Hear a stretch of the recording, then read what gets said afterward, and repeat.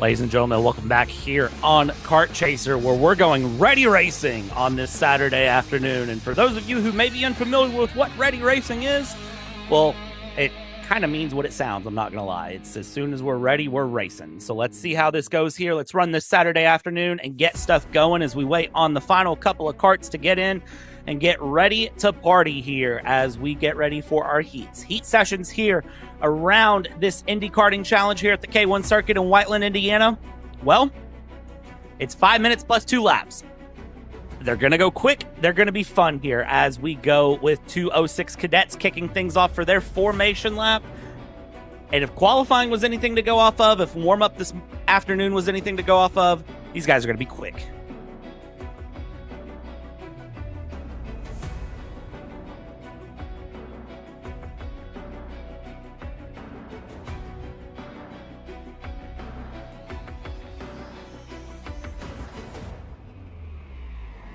Kart's coming around, yellow flags are out here, and Sheldon, I can tell you one thing I'm already seeing. It's the same thing we saw this morning when they ran through with the micro minis. These karts, they don't like to slow down for the formation lap. They want to just go, and go a little bit more. Well, man, you said ready racing, and I think they're all ready. So they're definitely trying to go racing. Probably looking like they got themselves formed up here as we work into the tram lines. And again, the tram lines feed into turn 2 for those of you who weren't with us this morning or maybe have taken a nap or eaten some lunch since then. Green flag out. We're underway. 3 wide into turn number 2 to kick this thing off right after the green flag. You see all these karts trying to go very quick as down into 3, 4, and 5 we go. Looks like everybody trying to make it through in one piece. How does it go? Well, everybody makes it through in one piece.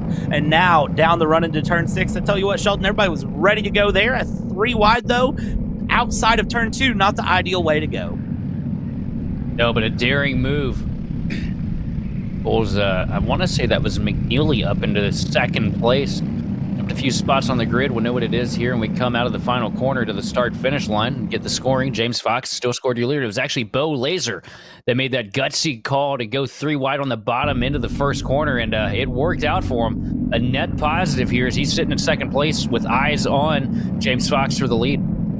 Yeah, we'll see here because this is going to be a close battle through these runs. Now, the heat, it's 5 minutes. You really don't have time to sort of settle in and get comfortable. You got to keep these karts wound up. You got to keep these karts moving and going really, really fast here. Fox, Laser, White, Jorgensen, McNeely, Hale, Maxwell, Hall, Crampton, Geist. 10 karts here on the track as they get it going very quickly here. Bring it across the line. Official times for a first full-timed lap, and it shows Bo Laser being the fastest kart on track there in second place. 3/4 of a second back on Fox as they come through. They come around out of turn 2, down through 3, 4. Now take the hard left-hander into turn 5. You got to watch what you do through 4 and 5. You kind of have a couple of options. You can compromise 4 to be fast in 5. You can run 4 really well, but be slow out of 5. Which would you prefer?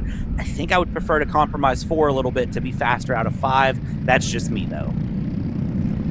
Laser right now carving into the lead. A little bit of a bobble, though, going to lose some momentum here as we hit the front straightaway. It's going to fall back. It's going to lose a 10th there at the start of the lap and probably lose a little bit more before we continue because of how long the straightaway is.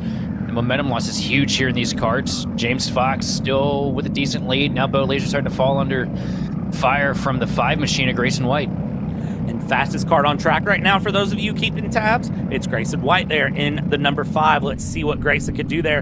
Going down the back stretch, hard left into turn 6, hard right into turn number 7, and now it's going to be a hard left into number 8. That 208 or number 8 of Laser goes very defensive on turn 8, loses tons of momentum there, and White will come through, and let's see there. Grayson is able to go side by side, does not get the pass done though, and will settle back in here. Let's see what happens as Fox opens up the gap a little bit more and continues to run through. Gap now 1.7 as they cross the line.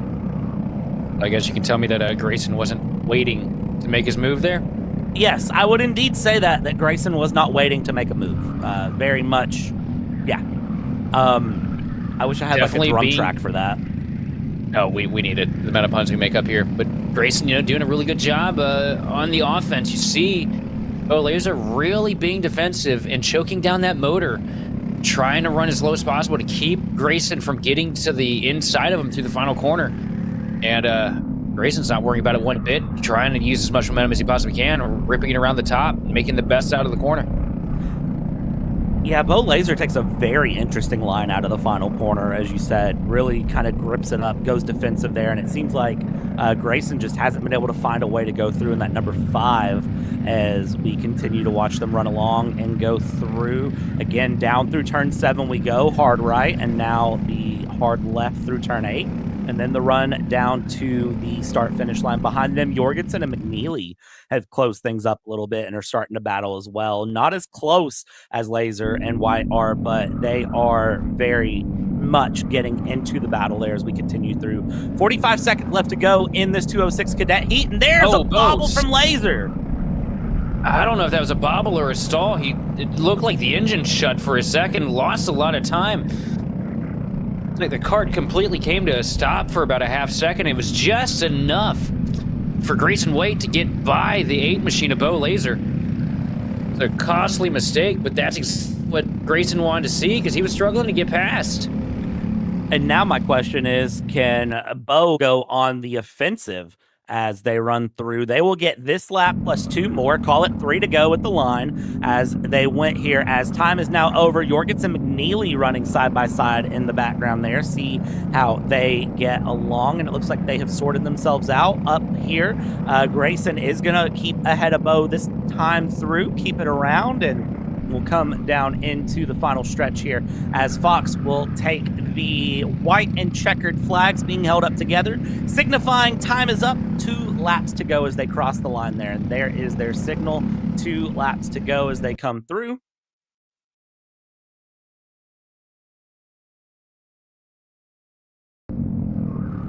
Also, James Fox setting the fastest lap of the session here his last time by. I don't think he realized that this is a heat. I think he thinks we're still qualified. Oh, absolutely. I mean, in this case, I think he's just all out, flat out as they go through. We'll see the 5 and the 8. I don't think they're going to get close enough to really battle one way or the other here as they come across the final couple of corners and as they try to just find something somewhere to battle, but just too little too late there. That bobble there from Laser was a bit too much, and that is going to allow James Fox to get away there and get the win. James Fox will win here as they come through for the final lap. Again, pending no issues. Hope I didn't commentary curse that, and if I did, I don't want to know about it. Well, so far, keeping it straight out of 5 down the back straightaway. Local caution being thrown here, though. Wonder what's going on with that. That 2nd, 3rd, 4th, and 5th that something happened with. I don't know who that was, though, but Fox will bring it around, take the checkered flag this time, not the last time, but this time, and will win the heat in 206 Cadet. We'll figure out 2nd, 3rd, 4th, 5th when they cross the line here because something definitely happened in turn 4. And there's our answer. Grayson Waite had some kind of a problem there. Lost a lot of spots. Morris Jorgensen, though, getting himself up into 2nd place. I guess that Owen Grayson got together there and lost a whole bunch of time. That is going to be my guess as well as Diesel Maxwell there. P6, Miles Hell, P7, Tate Hall in P8, Reed Crampton 9th, and Grace Geist in 10th place going through. So all karts in this session take the checkered flag.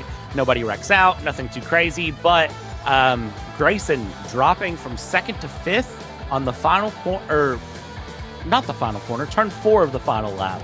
Never ideal, not what you want to see. And Bo also dropping from 3rd to 4th, so I'm assuming that there might have been a little bit of contact had or something like that. That's going to be my guess as well, is that there was some sort of contact that happened there just off camera that we missed as they went through. The good news is it was a heat. I mean, it stinks losing a couple spots on the grid for the main, but I mean, we see how aggressive these guys can be. So no harm, no foul, and probably lessons learned that'll be utilized later on as the sportsmen take the track now. Sportsman class here. Again, 5 minutes, 2 laps for this heat session. 3 karts on track. Christopher Heinzen, Courtney Robbins, Blake Martinez. And we'll see who is able to really run things through for them. And if anyone is able to get the big advantage over the other karts as they run. All 3 of these drivers, pretty quick. Let's find out who is the quickest, though, through the heat lap.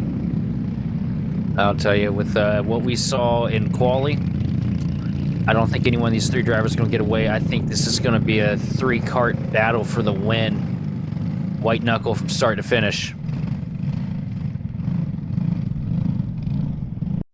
Wouldn't surprise me a bit here. Coming out of turn 1 into the tram lines we feed, and let's see here. 3 karts for 5 minutes plus 2 laps of hardcore action. Green flag is out. We are underway, and outside line actually gets a good run here for the first time. All 3 of these karts are going to stick basically nose to tail as they come through, and let's see how they started out through turn 4, now going into turn 5, and they settle it in single file for now at least. This is going to be the question, though. How long does it stay that way?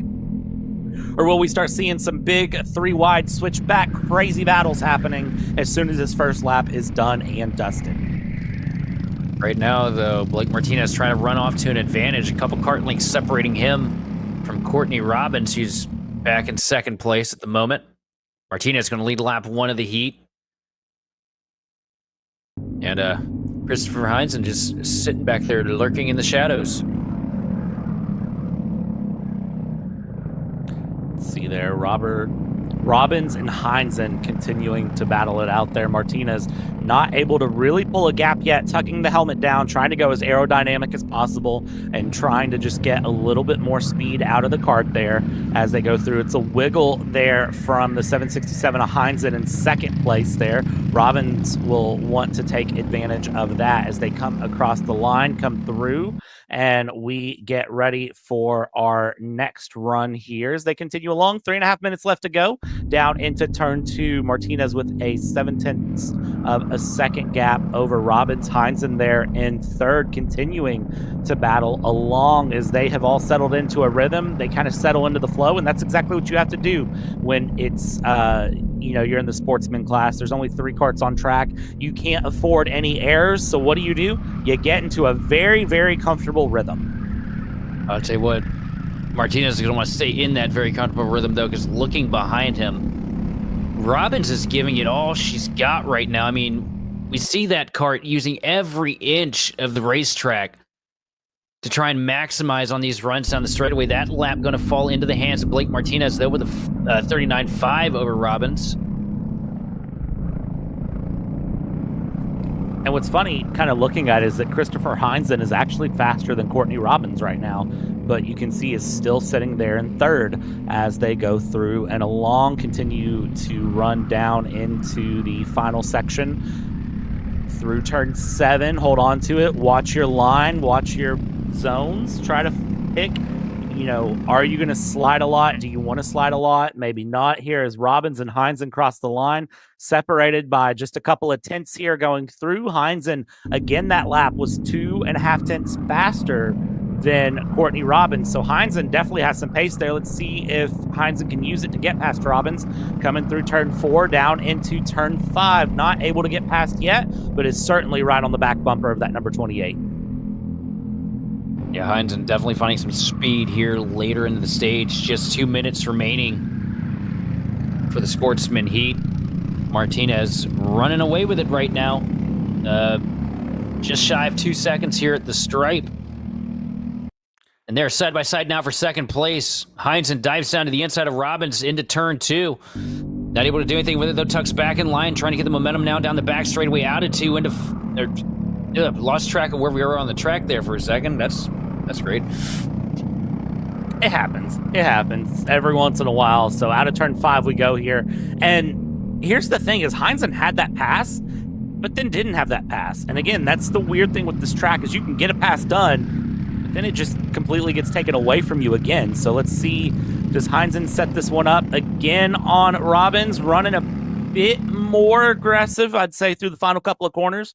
Not able to get past through the kink of turn 1. Now down into turn 2 we go. And again, Martinez, 2 seconds the gap there. Almost 2.2 seconds actually is the gap, as Heinzen had the pass, lost the pass, and is now fighting to try to catch up there as we're 45 seconds plus 2 laps. Yeah, Heinzen kind of struggled through the last sector of the track, lost a bit of ground on the front straightaway, now finding it all back out of 4, out of 5, up into 6, bumper to bumper.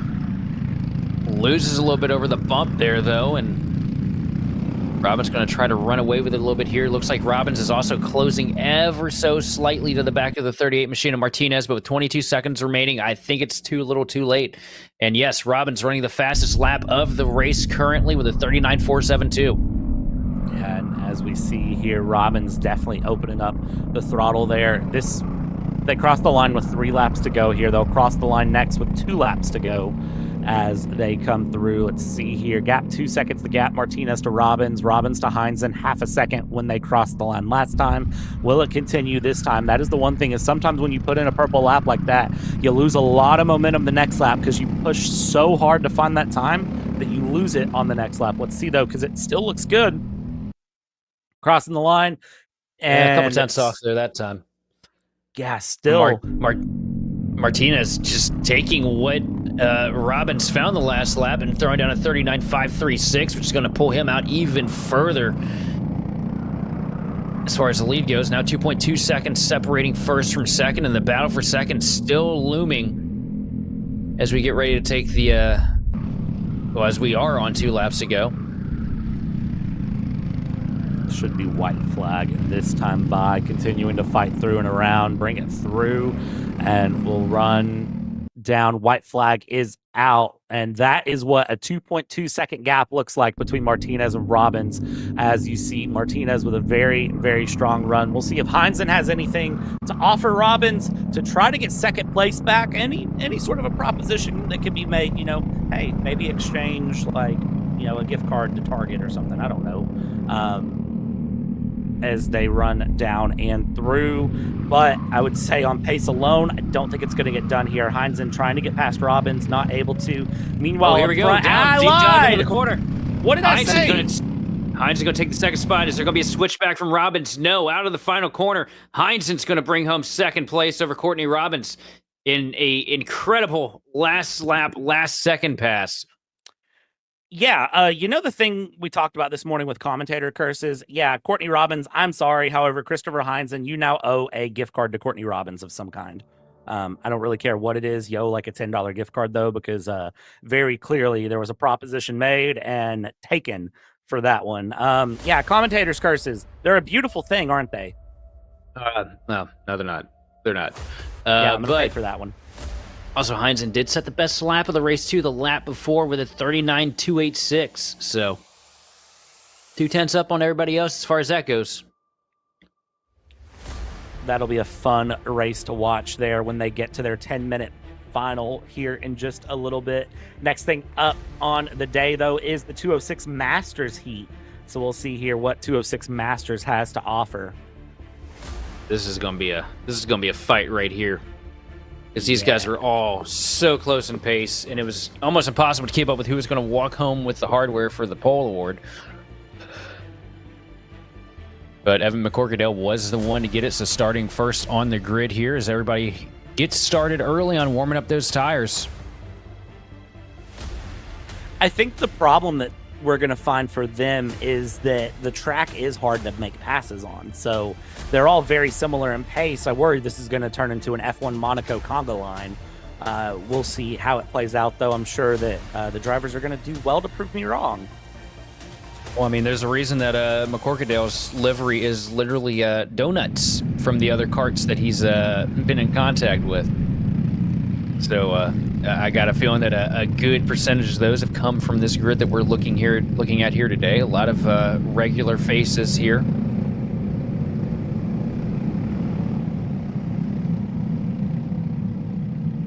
formed up into the grid. Thumbs up, fist bumps there from McCorkindale and Hamble in the front row as they go. To your outside in the green helmet is McCorkindale. To your inside is Hamble in the white helmet with the white cart.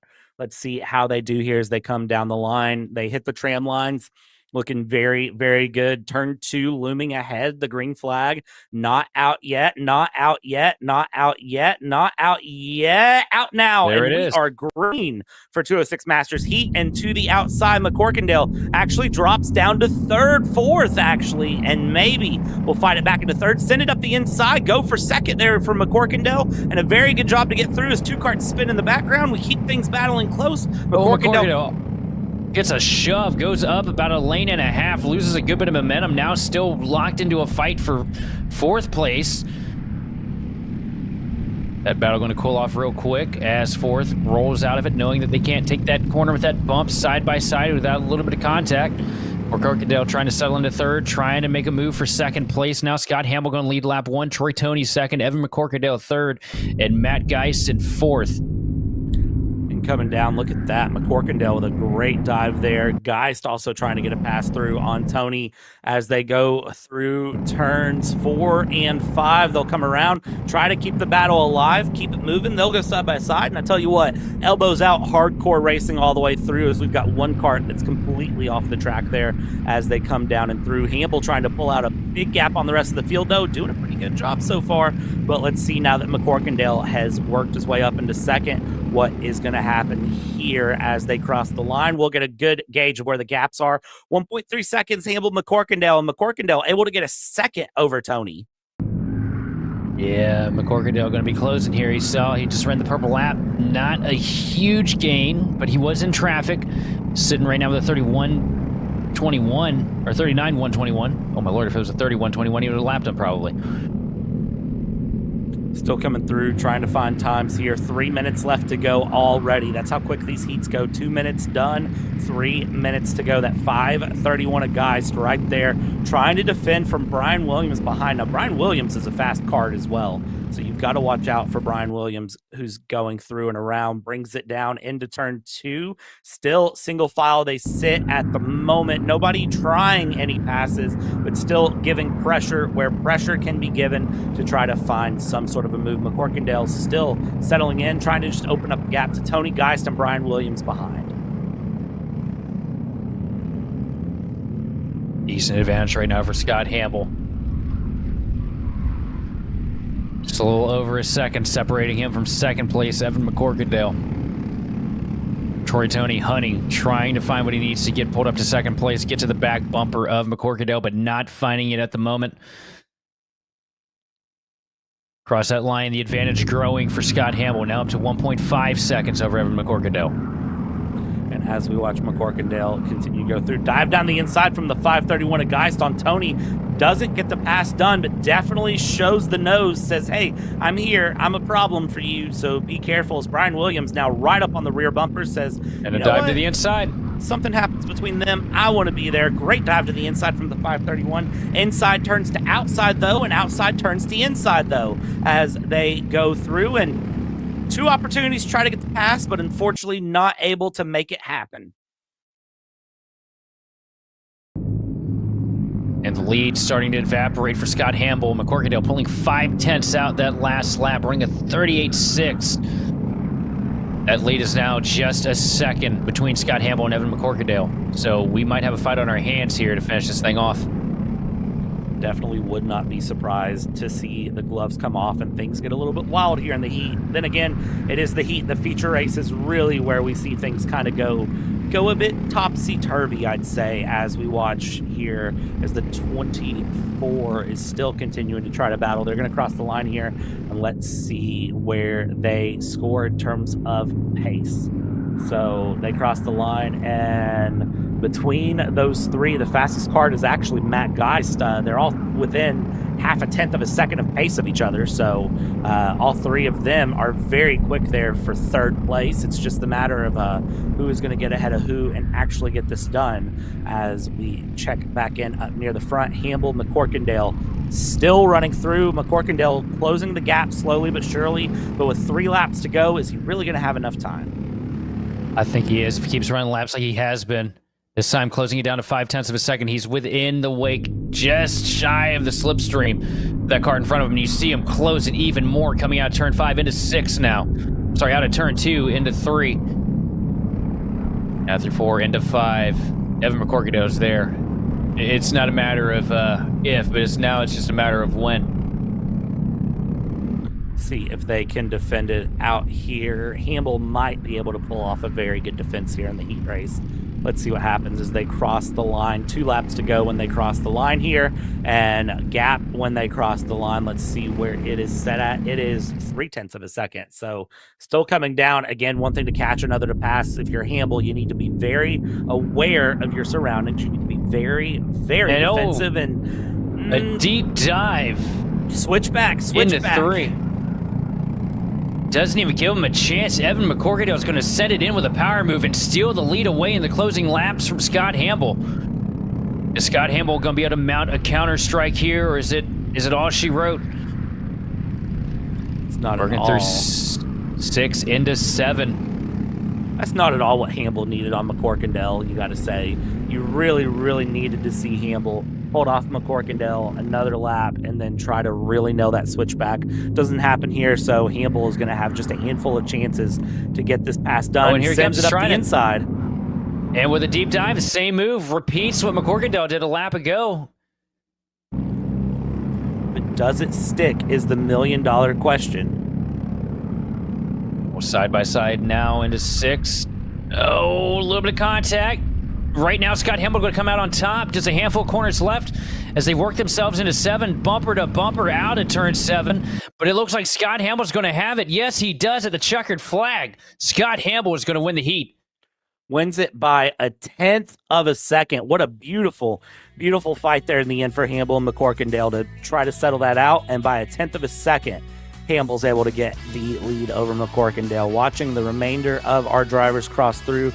Troy Toney in P3, Brian Williams in P4, Matt Geist in 5th, Eric Spilling in 6th, Jared Spansel in P7, Danny Cutshaw 8th, and Joseph Stevens in P9.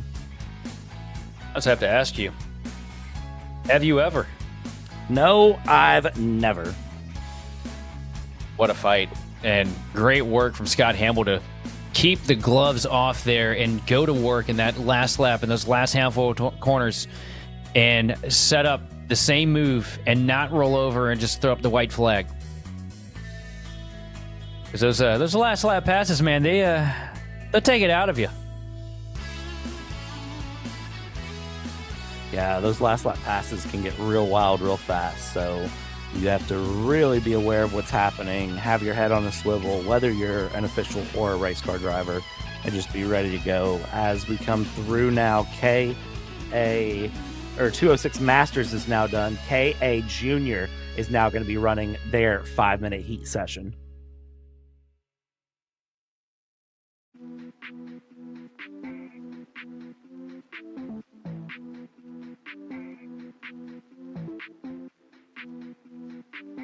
And as they work to clear that cart off the track, we're going to take a second and step aside here at Kart Chaser. We'll be back with KA Jr Heats.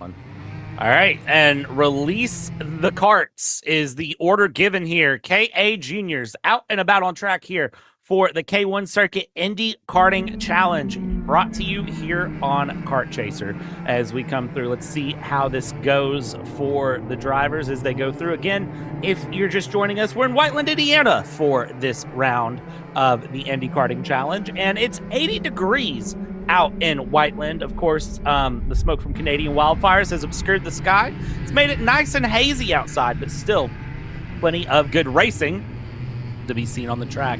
Juniors doing their formation lap, getting the signal, slow it down, and you know what you can see here? I see GoPros, and I see a fist bump that was almost rejected up in the front from Avalos and Patton. And I tell you what, if a fist bump is rejected, you know they mean business. GoPros tell me they mean business. They got 5 minutes plus 2 laps to show you how they mean business. Coming down the tram lines, do they get the green flag? They get the green flag, and we are underway here as we go, and it's going to be a very hard-fought battle up front. Contact already. One cart off into the grass, but back onto the track. 3 wide now for second place. Avalos now sliding up the track, up the hill, going to lose a whole bunch of momentum down the back straightaway. New race leader as we dive into 6. It's been too much to keep up with already. The 64 cart of Mason Gallion from 4th place to 1st in a matter of as many corners. As they cross the line, let's reset with who is where. Gallion in the lead. Evan Patton in P2. Lucian Laser in P3. Mason Ward, our pole sitter. Andrew Avalos with a last-second pole lap down into 5th. And Jordan LePen in P6. 6 carts here that were separated by a rate of nothing in the qualifying sessions. We'll see here in the heat how that pace really shapes up as Gallion holds on to the lead from Patton. Patton we know is fast. Laser we know is fast. We know they're all fast. Why am I trying to name specific drivers? Coming across the line, keeping things going. And fastest cart currently on track. No surprise here, Sheldon. It is Evan Patton. Evan Patton showing the speed that we expect out of the H61 machine here as he dives down to the inside. A little bit of contact between them and Gallion. Everybody keeps it straight, though. A nice job getting to the brakes from the H61 machine to avoid pushing that situation in a direction that didn't need to go. As they dive through 6 over the bumps. God, those bumps just look so ridiculous from up here in the booth. I don't know about you, Brad, but it stresses me out every time because they're pretty much full lock, dead sideways going over them, and somehow have the kart control to keep the thing going in the right direction. It's a matter of skill of which I will tell you I do not possess. Patton currently possesses the skill, though, to try to go up the inside. Is going to try to run it wide. Inside turns to outside, turns to inside. Switch back from Gallion, trying to get back through. Does not. And that 64 cart will fall to the 861 of Patton, and Gallion will go into second, but I don't think it's done as they come through 6, 7, and 8, and now we might go from a 2-cart battle for the lead to a 5-cart battle for the lead in a 6-cart field as they come through, continue the battle hard, and just see where they can go here. Down into turn number 2 they go. Now 3, the 90-degree left into the 180 right of 4, the 180 left of 5. Still trying to battle things out. Not able to get any passes through yet, but keeping things very, very tightly contested. Here comes the 64 machine trying to launch another strike into 6. Coming up dry now as you work into 7. These two absolutely hounding each other up at the front. Evan Patton trying to walk off with it, but Mason not allowing that to happen. Across the stripe that time, though, Evan Patton with a little bit of an advantage, going to pull a 34.934. And 10th quicker than second place. Just trying to build that gap. Trying to, as some people say, stack those pennies. But not having the opportunity, though, because Mason Gallion still riding in direct tow, pulling the slipstream down the back straightaway into 6. Bring it through turn 7 here. Keep things nice and tidy. Bring it through turn 8. Keep things nice and tidy. 90 seconds plus 2 laps left to go in the KA Jr Heat. As they come around, let's watch and see how this battle ends. And as it goes, they are still trying, to do what they can to find a move. Gallion not able to, though, as Patton holds on here. 1:13 left to go. I would say that it'll be 3 laps to go as they cross the line, and we'll see here how they go. It might be 4 laps to go when they cross the line. We'll have to see where the timing falls coming around. No, it's going to be 3 to go when they cross the line here. I think I'm going to tell you that, but don't quote me on that as they go through. Patton, Galleon, Laser, your top 3 separated by 1.5 seconds there. And you can see Laser and Avalos battling it out there. Avalos, of course, started on pole again with that ridiculous qualifying lap, but very quickly lost the pole there early on and is fighting back up, trying to get a good position for the feature race. We'll go to the inside here through 6. Holds onto it, slides through, and now into 7, puts the block dead middle of the track. Now the left-hander through turn 8 gets through, and a very, very good pass there. Evan Patton now starting to stretch out that advantage, 0.5 of a second over Mason Galleon. Patton just off on a nice Saturday cruise here. That is the goal, I would say. If you are the leader, you really just want to kind of be cruising around, have nobody around you, and nothing to worry about.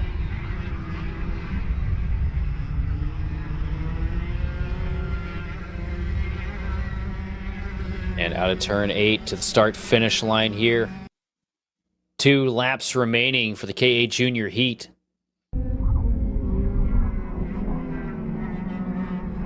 Patton sends it down to 3. 4. Lane through 5. Everybody kind of single filed. Everybody kind of off each other's bumpers here. Not a whole lot going on. Now it's just all about running perfect laps. Yeah, I think at this point things have spread out just enough that we're not going to see anything too wild happen at the end in terms of, you know, hard dives for passes or anything, you know, argy-bargy, elbows out, side-by-side contact. I think at this point, everyone's going to make it to the end. Last lap this time by as they go. And Patton there in the front in 861 with a great lead coming through. Will come out of turn 5, holding on to it. And now we'll go through 6, 7, and 8 for the final time for this 5-minute heat. The 2 extra laps are done, and I tell you what, ending the heat on a win sure makes you feel good when you're going into the main event here shortly. Oh, absolutely. It's a huge boost of confidence. The checkered flag comes out. Evan Patton going to come across the line first, followed by Mason Galleon. Andrew Avalos going to recover back up to 3rd place. Lucian Laser bringing it home 4th. Mason Ward 5th, and Jordan Le Pen running it out in 6th. A great run from all of our KA Junior drivers out on track there. Evan Patton able to fight back up into the lead there and hold on to it as much as possible. So now that KA Juniors have gone through, we'll go to our 206 lights, our 206 senior lights. This will be our final heat of the day, and you can see all the karts lined up here. Again, we are ready racing here at Kart Chasers. So as soon as they get everyone off the track and everyone's ready, we go.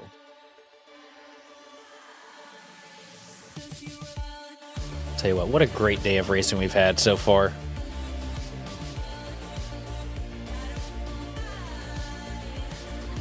And it just keeps getting better here as we are underway here for this 206 light heat. As they go out, they'll get things formatted and everyone will get ready to run.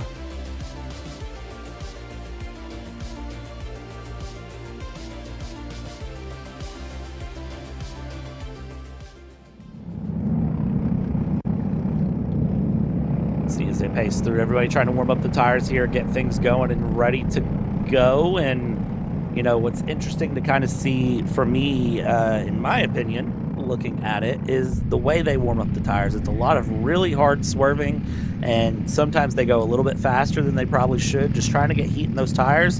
And now you see the official saying, hey, slow down, you got to form your grid here, as they're already coming through turn number 8. There's the start-finish line. They're heading toward turn 1, and this grid isn't really close to formed.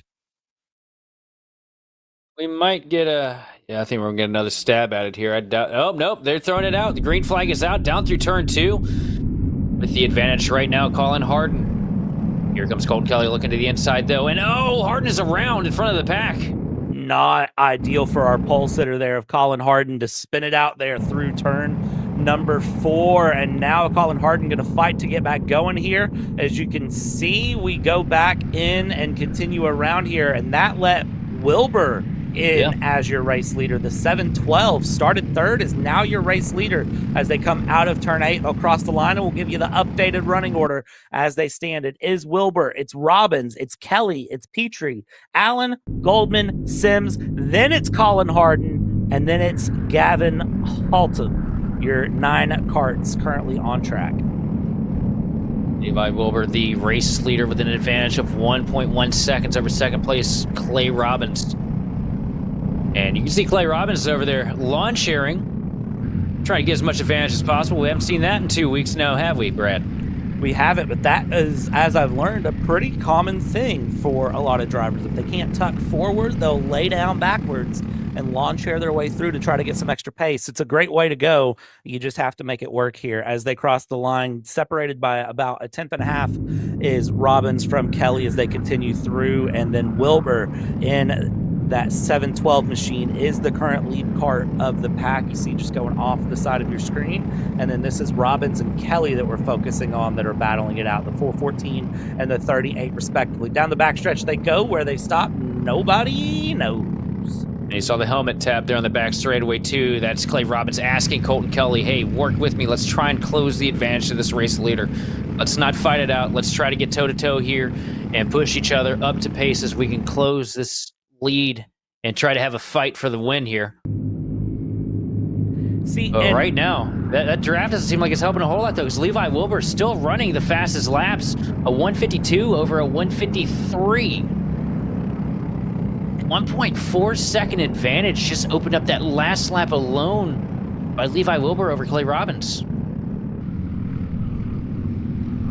Yeah, and usually that is the that's the case of just, you know, I don't even. Oh wait, hang on. No, everything got weird there with the scoring. All right, let's bring it back. It's now 1.5 second advantage. So Levi Wilbur was still running incredible lap times. I was going to say something was 38.2. Yeah, something was really throwing me with those lap times, and I couldn't figure it out. Glad to know that things have reset though. 2 minutes left to go here, and Wilbur just kind of running away at the moment. Just very, very fast driver, and we'll continue to try to push through. These guys here in second and third doing everything they can to try and reel that machine in, though, and it looks like they're making a little bit of headway here now. Wilbur doesn't look like he's as far out on an island, but that's just visual, because according to the timing, that is a 1.6 second advantage now, so it's growing just a 1/10 a lap that last time by. Yeah, but as long as it's not closing and it continues to grow, that's going to be exactly what Wilbur wants here, as Robbins and Kelly continue to battle it out in second and third. That 414 of Robbins really just holding up Colton Kelly at this point, and Colton Kelly probably feels like the faster kart between the two, but when you're in the position you're in, you're the kart behind on a track that is proven very difficult to cement a pass. You can definitely make the lunge, you can try for it, but getting it to stick and stay has been so difficult for every driver in every class that we've seen through the day. So let's see here what they can bring together and see if Kelly can get the pass done on Robbins. Right now, Kelly opting to stay in line with Robbins, though, maybe thinking that they're doing something good together. It would also just be difficult to get there to make the pass for the 38 machine. Still not able to get the pass done here as they go through 38 and 414. That battle for second, it's bumper to bumper. Further back, this is the battle for P number 4 or 5, I believe, coming through. And then we continue to see more battles coming along here as you have Kelly still trying to chase down Robbins, trying to get a pass, but you can see that patience is proving to be a very well-valued virtue there for Kelly, as Colton Kelly just stays behind here. 2 to go, signal will be out at the end of this lap. Colton Kelly doing a masterful job trying to maximize on these straightaways by staying tucked into the back of the 414 machine. But I just don't think the straightaways are long enough for the slipstream to really generate the effect that you're looking for to close the advantage. It's not like we're running the full layout here this week. You know, a little bit of an abbreviated version of the course. The straightaway back straightaway. Not quite as long as these guys are used to, but still giving it a try. They did bring it down ever so slightly the last time. Now it's sitting at 1.6 seconds, but that's still a long way to go, especially with just 2 laps remaining on the board as they work themselves on the back straightaway to get ready to take the white. Yeah, and as we come through, coming around, white flag will be out this time by, and going around and kind of going to your point about, you know, just how the nature of this track has been. It's been so interesting to watch as we come through. White flag, 1 lap to go, and Petrie gets past Colin Harden here for the 4th position, and they continue through. 1 more lap for that 712 of Wilbur to hold on. Robbins and Kelly battling it out behind, but for Wilbur, Levi Wilbur has had such a great heat race here. And you got to say, it's been so impressive to watch here. Going to come through the final couple of corners, and Levi Wilbur will win this 206 light heat on the last lap. Great moves all the way through. Great win. And I see a black flag. Front row. Levi Wilbur going to get the job done, though, and a split that neither one of us thought was going to be a walk-off. Does just that. Pulls away to 1.8 second advantage over Clay Robbins, Colton Kelly, Colin Harden, and Andrew Petrie round out the top 5, with Andrew Goldman bringing it home 6th in the heat, as well as Zachary Allen, Tyler Sims, and Gavin Holtum running out the 9-cart field. Great run there from the 206 senior lights as they go through, trying to get some info behind the scenes on what that black flag was for. Just verify who that might have been for, what that might have been for as we come through. Coming up next will be the 206 Cadet Finals. Finals are 10 minutes plus 2 laps. Pretty excited to see how those run here for this race. So it looks like there's going to be some sort of a penalty or investigation post-race. We'll try to get more info, and we'll update you once the 206 Senior Light Final comes in. But meanwhile, we're going to step aside here at Kart Chaser and let things get set up for the finals. We'll be back momentarily.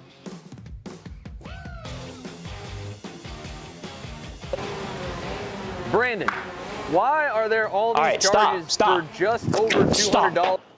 I'm tired of all this branding business, okay? Branding this, branding that. Why are there all these expenses on AKR over $200? We know, okay? Take a walk with me. At Shop AKR, they have everything you need to start racing at a very cheap and affordable price. They have MXC rims, they got chains, electrical stands, tilt seats. They got MXCs, and if you didn't know, on top of that, any purchase in the continental U.S. over $200, that's free shipping. Hey, aren't you supposed to be in the AKR Anonymous meeting over there? Dude, I'm doing a commercial. Dude, we have no time. It's about to start. Stop. We all love Shop AKR. Me? More than others.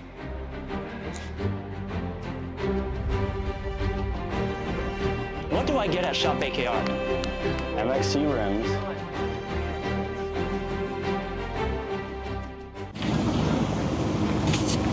Kyle, what are you doing? It's got my new Greyhound seat. You don't even have a cart.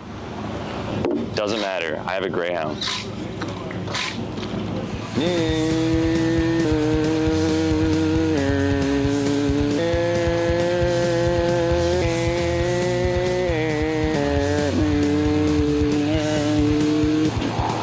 Who the f is Kyle Cuthbertson?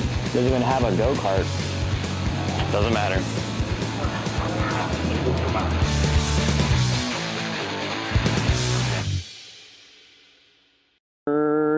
Cuthbertson through on Turney. Turney in the dirt.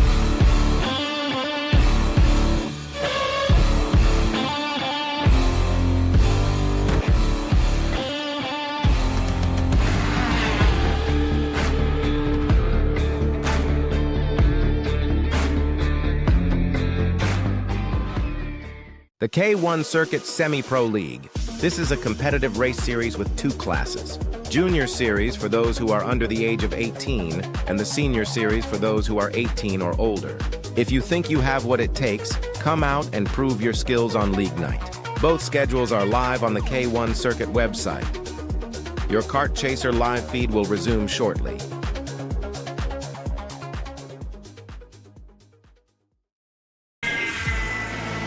Florida Kart Racers, you asked for it and we're going to bring it.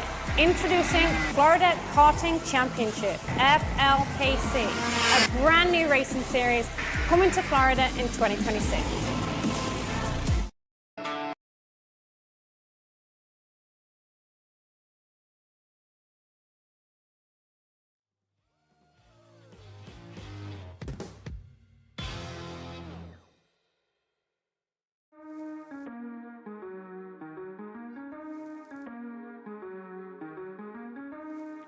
All right, ladies and gentlemen, welcome back here for the finals here on the evening for the Indy Karting Challenge here in Whiteland, Indiana at the K1 Circuit. So we go through, this will be your 10-minute finals plus 2 laps to finish out our day. And we will be yet again Ready Racing. For those of you who are unfamiliar with what Ready Racing is, if you're just joining us, you're new to karting, or maybe you just don't remember from the heats if you joined us in the heats where I said it. Well, tell you what, Ready Racing is just what it sounds. As soon as we're ready, we're racing. Now, granted, bar the fact that you still have to do a formation lap. Don't forget that. But as soon as they are ready to go out and the track is clear, we will send the next class out. No delays, no time waits. They will get them out and going. It's been a fun Saturday afternoon of racing, I have to say. Saturday morning was a really good run. So this has been a very good day. Top to bottom, karts have been on track since about 8 a.m. So gotta say it's been enjoyable. It's myself, Brad, here in the booth with Sheldon. And Sheldon, I've had a good day. I can't speak for you always, but I will say I think you've had a good day too. Oh, yeah, it's been a great day. Whiteland always puts on a really good show. And, even the car counts have been a little bit lower this week than what I'm used to seeing. These drivers have definitely dug deep within themselves. And, heck, we've had incredible bows and, 2-3 car splits.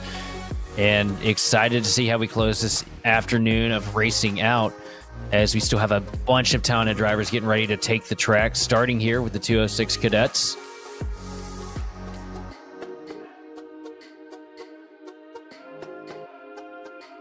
It's going to be a great run here as all of the drivers are in their karts getting ready to go here, waiting just to be let out to go racing as we wait for things to settle in here on the run. It looks like things are still a few minutes away from getting going, but everyone is ready. You see, first off, can I pet that dog?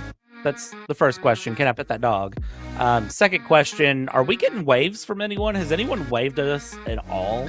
Because I'm a little mad if no one's waved at us the entire day. Have I missed it, or is it just straight up not happening? Man, they mean business up here in Indiana. There's no time for waving. Every second counts. Just outside of Indianapolis, so for some reason that doesn't surprise me that everyone here means business and is ready to go. You see some karts getting full started there, and it looks like that is going to be our cue that everyone's ready to go party and get this race underway. As you see some people bumping some karts saying, hey, let's go. And well, Brad, I do have good news for you, though. Just looked at the the group chat for the broadcast, and Simon Sykes is waving at us in spirit. You know what? Can't see him. I'll take that, because I think that might be the most we get today. Yeah, we can't see him because they've hid that poor man somewhere in this facility, but we appreciate him waving back at you, Simon. Yeah, Simon, you can have a good wave from me. Also, I see a track worker with a snow cone. You know what? That's a snow cone. Was that a... What type of snow cone was that? Was it cherry, watermelon? What do we think that was? I think that was a cherry. I mean, you don't get the crazy flavors of snow cone makers anymore, do you? A limeade would be amazing. I'd go for a cherry limeade right now myself. I'm not gonna lie, a snow cone sounds beyond delicious right now. I'm 3 hours away from this track. I GPS'd it earlier.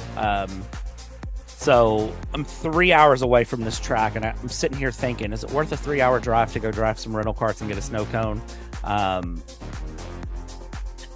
We are finding out that the main reason for the delay right now, too, by the way, thanks, Simon, for keeping your, head in the trenches, is we had a snow cone break.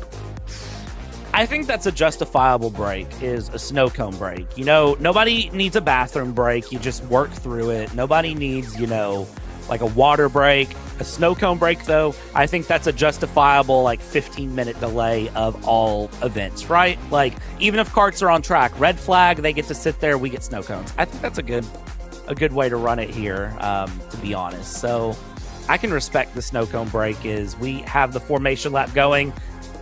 We're ready racing, and that yellow flag means nothing. I'll tell you right now. This is the 206 cadets. The yellow flag, I know it's there. They know it's there. They don't care. They are flying on this formation lap. So, Brad, I have a question for you. This is the $3.50 question. Okay. About $3.50. Does James Fox keep up the dominance that we've seen out of that 12 kart all day? Well, whoever started up front has either had a really good first lap or a really horrible first lap. So, ask me after turn 2. As long as he shoots for somewhere in the middle, he'll be doing better than most. Exactly. So let's see what happens here coming through. So Fox and Jorgensen will line up side by side with McNeely and Laser through Waite and Maxwell 5th and 6th. Those top 5 we know are fast. They kind of stuck around with each other through the beginning now of the heat race. We're into the feature. Again, this is 10 minutes. This is twice as long on the time, plus 2 laps. Let's see what comes through here for them. They're through the tram lines, and green flag is out. We are underway with the race start already. They waste no time in cadets, let me tell you, as they go through. Does Jorgensen hold on against Fox? I don't know the answer to that one as they come through. Nobody spins it through turn 4 or turn 5 that I can see. We got side by side for the lead here heading into turn 6. And way up the hill out of 5, down into 6. New leader up at the point of this thing, 3 wide before they even made it into turn 2, though, and all the drivers doing a great job making it stick. Now working our way through 7 into 8. Start finish line, about to get eyes on who the official leader is right now. James Fox able to power out and get the lead back. And honestly, record time here. Patrick McNeely scored in 2nd with Lawrence Jorgensen sitting there in 3rd place. A chaotic start to this thing, but everything kind of fallen back to normal here. So we got a little bit of side-by-side action now for 3rd position. That's Grayson Waite trying to get past the 7 machine of Lawrence Jorgensen down the back straightaway. Looks like he's going to wait just a little bit longer, though, because Lawrence doing a good job getting the power down and getting it into 6. Great runs here from everyone as we see James Fox running through, still up in the front, trying to open up a gap, puts in a 40.3. Meanwhile, 2nd and 3rd place put in 40.8, so it's 41s behind that. So gap 1.3 seconds here after 2 laps, and that gives me a feeling that James Fox is on a mission. McNeely still holding off Waite for the moment. Jorgensen, Laser separated by 0.8 of a second. Hale, Maxwell, Crampton, Hall, Geist, all 10 karts as they run. Coming through turn 7 into turn 8. Fox still just holding on here at the moment with McNeely in 2nd, Waite in 3rd, but that gap is closing in for 2nd place, so we might see 2nd place flip-flop positions here soon. Tell you what, James Fox has been in a league all his own all day long today. It's the battle for 2nd place starting to shake up here. Patrick McNeely trying to hold off Grayson Waite, working their way down through turn 5, down the long back straightaway. You see Grayson doing a little bit of jumping there, trying to get the RPMs up in that kart to try and make a stab at it into 6, but not able to get it to close just yet. Grayson going to follow on the tire tracks of Patrick McNeely here through 7, now into 8. He's going to try and slingshot out, going to look to the top here. Going to be side by side down into turn 2. Which one's going to come out on top? It looks like the 538 machine of McNeely is going to hang on to it for now. Grayson's still trying to figure out where he's going to mount that charge, but he's got hot water starting to brew behind him as Jorgensen has found his way back up to the rear bumper. Yeah, and as Jorgensen gets up on the rear bumper here, continuing along and, just keeping the pressure applied as they go. I mean, that is really all you can ask for, is just keep the pressure applied and continue to battle it out as we go along, continuing through down into the final corner, heading through down into turn 1, into turn 2. Well, there's what a 4-second gap looks like, by the way, between Fox and McNeely there as they go 1st and 2nd. going around, continuing to have battles all through this field. You just got to look for a pass, and you see they're taking a different line through turn 4 to play defensive into turn 5. Now you have to play defensive on the exit of 5, and great moves being done there as White and McNeely battle it out. Jorgensen and Laser just behind as well, trying to find a way through. You've got a 4-kart battle for second place developing. 6 minutes left to go. Plenty of time for this to go anyone's way. One person whose way it's definitely going right now is James Fox, as he nurses a 4.5 second advantage over Patrick McNeely. And we got a little bit of a battle starting to heat up here. This is for 4th, I believe. So watch Bo Laser and Lawrence Jorgensen going toe-to-toe here. Battles continue going along. I mean, this is going to get real crazy real fast.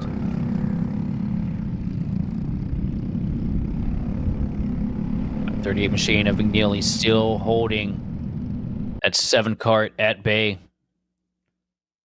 Grayson Waite, though, up to 2nd spot there.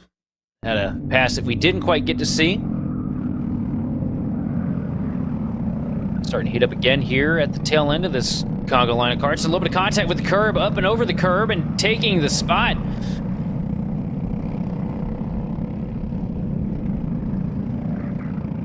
A good pass there as they continue along, and switchback is what I keep looking for. I see battles happen, I see switchbacks happen, and that is exactly what this track has been producing. It's been producing good passes, good switchbacks with this layout. Again, this is not a traditional layout that they have and run through. They have their layouts set on their website. Usually it's like 16 corners, 15 or 16 corners that run through that take on a variation of different ways on this track, and a lot of times include that big ramp of the curb there from Jorgensen going through.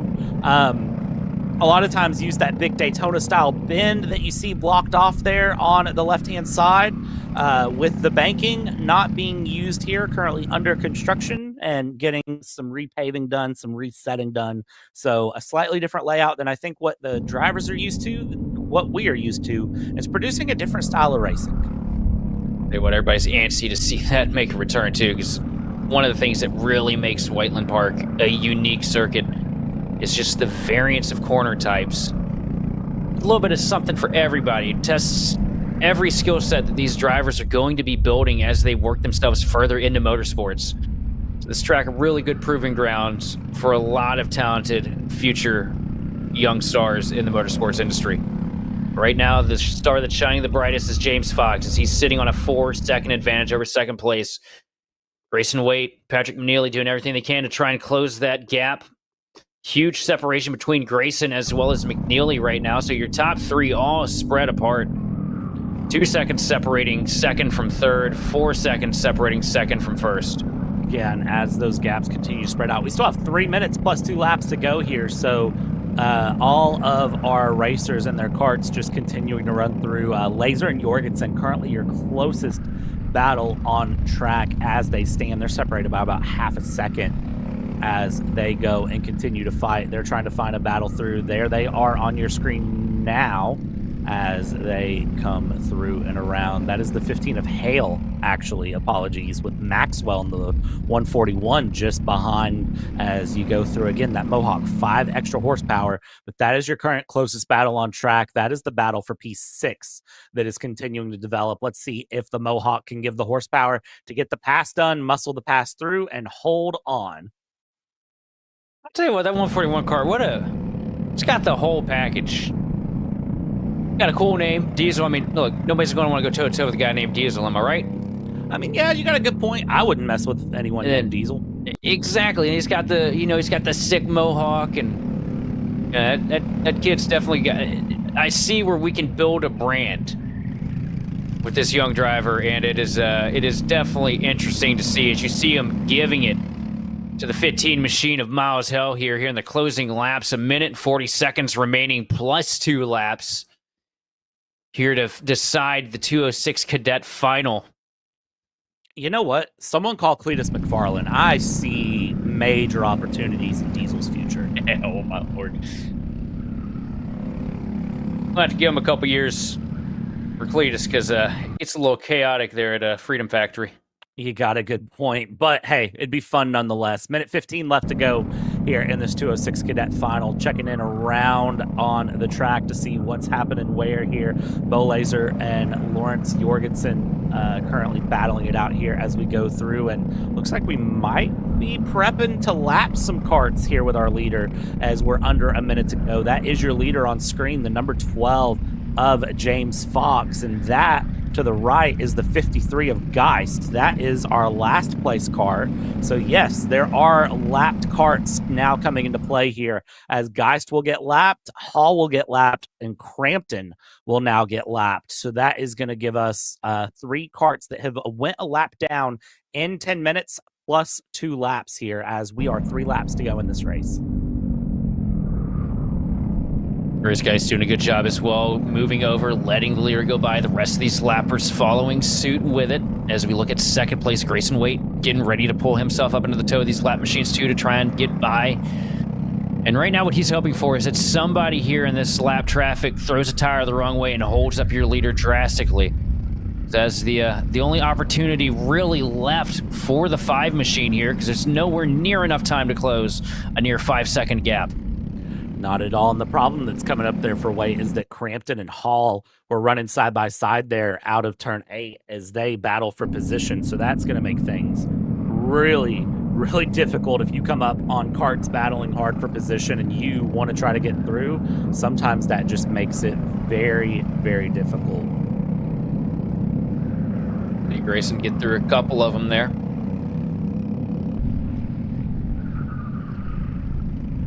This is a difficult spot to find a lapper because every second matters through 6, 7, and 8. And going to get held up here, so definitely going to be difficult. That's going to give the advantage back to James Fox as we come. You see James Fox take it through turn 2 here. Good run there going through. Let's see how this one ends up. Fox, I mean, just running away with it, though. A great, great run, you have to say, there from James Fox, as James Fox will run down into turn number 6, 7, 8 for the final time. And 206 Cadets, I don't want to call it a clean sweep, but it might as well be called a good sweep here from James Fox. Will come across the line. Checkered flag is out, and James Fox will, never mind, take the last lap. Yep. It always catches me off guard for some reason that it's 2 laps to the end and not just 1 lap after the time is over. You're perfectly fine, but James Fox with a commanding lead. All he has to do is limp it around the track one more time. Ran his best lap on lap 16. Last lap. That's incredible. This late into the cycle, we haven't even seen the surface scratch, but 7 seconds now over him and Grayson Waite. Is White still fighting with the lap traffic? But now working through 6 and 7, 8 for the final time. Out of the final corner, coming to the start-finish line. James Fox keeps the dominance alive here in the final. And James Fox is going to win your 206 Cadet Final. As we wait for it, there goes Grayson Waite across the line, 7.5 seconds behind. And there goes Patrick McNeely in third. Such a spread through the field here, but such a dominating performance by that 12 kart. I mean, I'm impressed. How about you, Brad? I'm beyond impressed. That was amazing to see through for James Fox. I mean, a win like that says something. Even though the best lap of the race was ran by Grayson Waite, Grayson Wyatt, a great run there going through. I mean, everybody just had great races here. This class was very impressive for Cadet 206 Finals, which, of course, they always are. I always find that in karting, a lot of the classes tend to impress me over and over again, and 206 Cadets managed to do that. Next run here, though, we bring it out for the 206 Sportsman to come out next and really get a showing going. We'll see how the 206 Sportsmen handle this track for 10 minutes.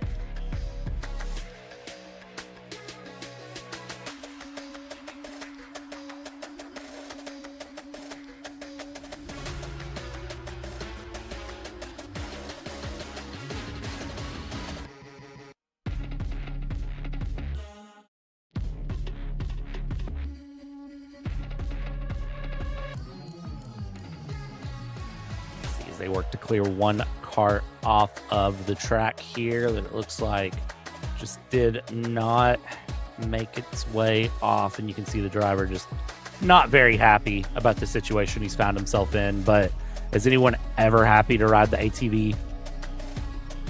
It's a difficult feeling. You show up, you put in all that work for qualifying, all that work in the heats, you get to the final, and you don't even get to finish it. But, you know, the best part about that is, though, there's always another week. You always have another chance. Get out there, give it the best you can, make the best out of the hand you've been dealt, and just try to push yourself forward to be a better driver at the end of the day.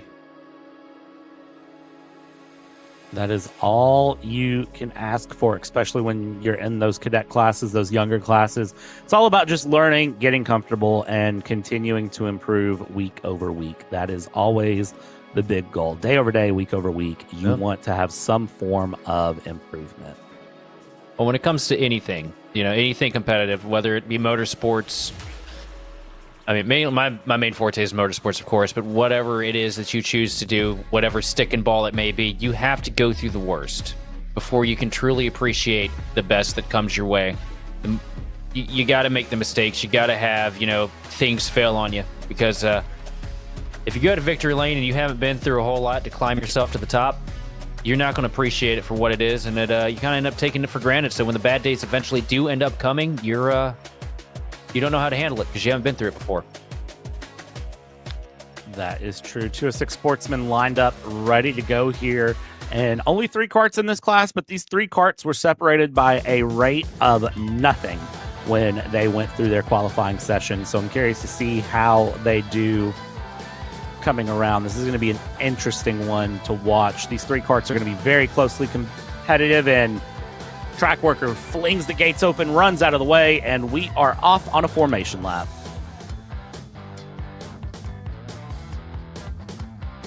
This is going to be a fun one to watch because we watched these guys go into the last second of their heat battling it out for position.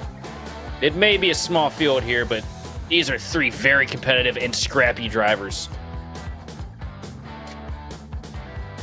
Yeah, they're going to be really quick to watch. I'm excited to see how they handle it out here with it just being 3 of them. I mean, they're just going to have to battle everyone, you know, battle each other. It's going to be a really, really hard fought race. Anyone makes one small mistake and it will prove problematic for them as they come through. They're going to form up the grid here. Martinez, Heinzen, and Robbins formed up in that order, and they are ready to go. And working themselves into the tram line, green flag in hand, getting a little bit of a quick slowdown, and the flag is down. We are underway. Charging it down to into turn 2 with the lead right now is going to be Blake Martinez as he leads Courtney Robbins, and a little bit of contact there. Owen Robbins up over the curb. Oh, in trouble for the 28 kart. Robbins off of the track.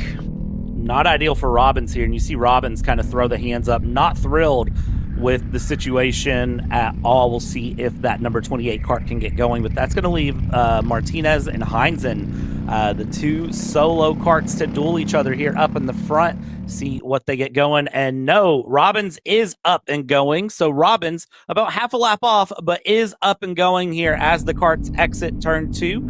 Martinez and Heinzen separated out by about half a second, it appears, as they come through and around. Let's see what they have to duel through. Heinzen needs to find something to take on Martinez, see if that gap can be closed down any. And Blake has been putting together such a strong day. Fastest in everything that he has stepped foot in since this morning in that 38 kart, and it looks like he's trying to keep it up here, but 8 minutes, just about 9 minutes remaining here in the final. So he's still got work to do. It's not over yet. It's not his. Until he crosses that checkered flag to finish this thing off and seal the deal. Put a bow on the day. And it does look like in the right direction, we'll say, but nothing is ever guaranteed in racing here. Blake Martinez with the last lap of a 40.009 versus Heinzen's 40.340. So trying to pull some time and pull some sort of a gap out as they go, continuing to run around here. Let's see what happens through 8 minutes to go. And You know, when you're in a situation like this, it's pretty weird, I'm not gonna lie. Whenever you don't have, you know, a cart just breathing down your neck and you don't have like 45 other carts on track, something crazy, and you know, you're running in a smaller class where you can really just sort of focus and you know, you can afford to experiment a little bit and really play with the fundamentals, get an idea of, well, what if I take this corner this way? What does that do with my time? If I take the corner that way, what does it do with my time? And you can sort of afford to see how those things go without risking losing the entire race. It's a good experiment game. You can definitely learn a lot, which for the sportsman class here, you know, this is a pretty valuable track time here, especially for Martinez. And, well, I mean, all three there on track, Heinzen and Robbins as well. And, you know, Robbins, honestly, as far as learning goes, this is the best chance possible. You got nothing to lose right now, sitting, you know, significantly back after the incident to start this thing off. Might as well, you know, throw corners a different way and see if you can't pick up something that you didn't know before. It's a 10-minute guaranteed open practice with a guaranteed podium at the end of the deal, so never hurt anybody. But right now, Martinez walking off now with a 2.2 second advantage over second place Heinzen. As they cross the line, that gap will retime. It's now 2.7 seconds, a 39.3 last lap for Martinez. So Blake Martinez really finding some time out of that cart that wasn't there before. Heinzen coming through and keeping pace, but you could see, again, trying slightly different lines compared to the last lap, doing things slightly different, trying to see what sticks, trying to see if there is any time to be gained. And you could tell in the driver's seat if you're gaining time. Like, you don't necessarily need to have timing software or anything like that to know if you're gaining time, losing time. You can tell by the feel of the track and the feel of the car. You can feel the extra momentum kind of kick in that you didn't feel before. Oh yeah, you can feel it, you can hear it. I mean, in some cases, you can even smell it, depending how much you're burning on the tires. As we look right now at Courtney Robbins, heartbreak to start this thing off, but doing a great job keeping her spirits up and making sure that she finishes this thing off. Nobody wants to, you know, pull over and call it quits. And it's good to see the fighting spirit behind the wheel of the 28 car to not give up when the opportunity was definitely presented with the off track for that to be the case. As you see Martinez working on getting to the back bumper of that car to attempt to put her a lap down. Pace is definitely there. 39.5 last lap to a 40.8 last lap for Robbins, but we'll see how Robbins treats it. Is Courtney gonna, you know, just kind of give the point by and let it go, or is Courtney gonna say, nope, you drive around me?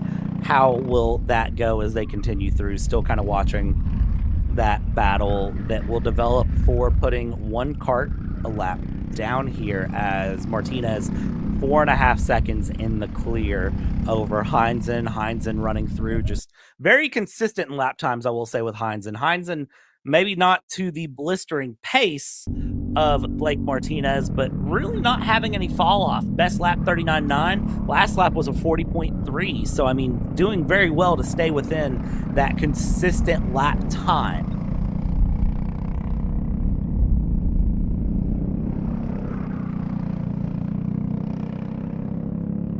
Blake is definitely a class of his own this weekend. That 38 kart.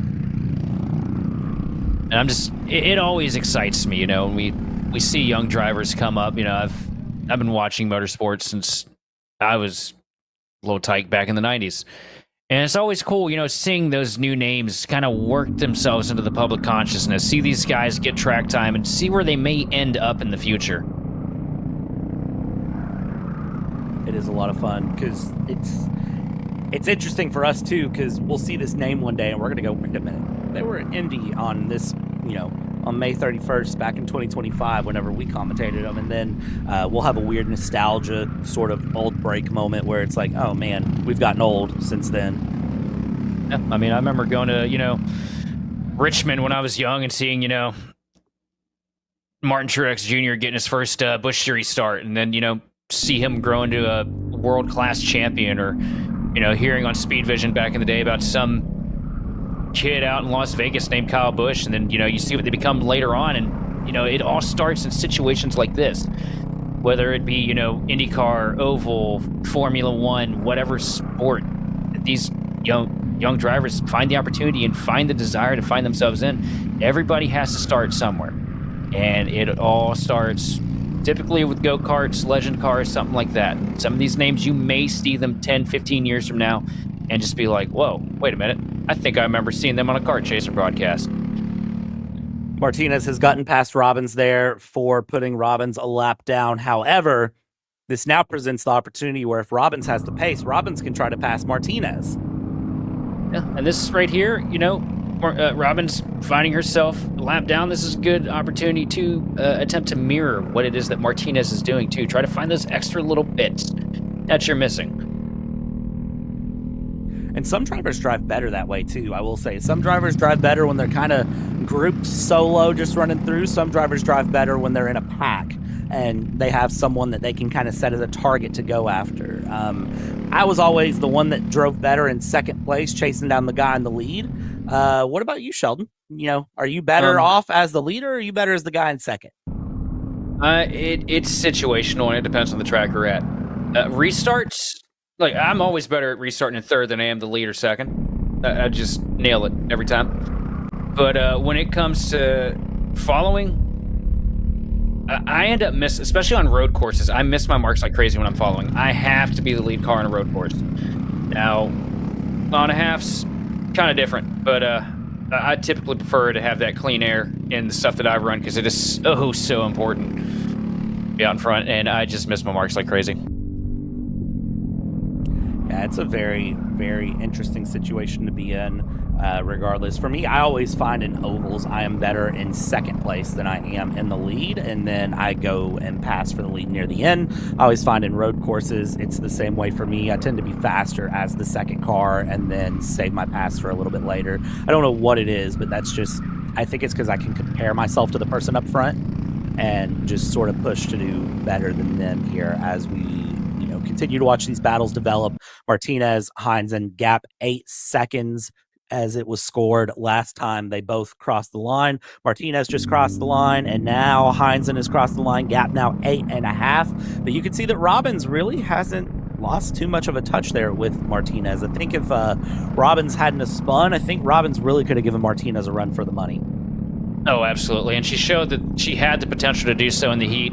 I mean, all three of these karts were just so close together. You could practically throw them under a blanket when we did the heat earlier. And they were really matched in pace and qualifying too. So, definitely not the week that she was hoping to walk away with here, but definitely a good learning experience.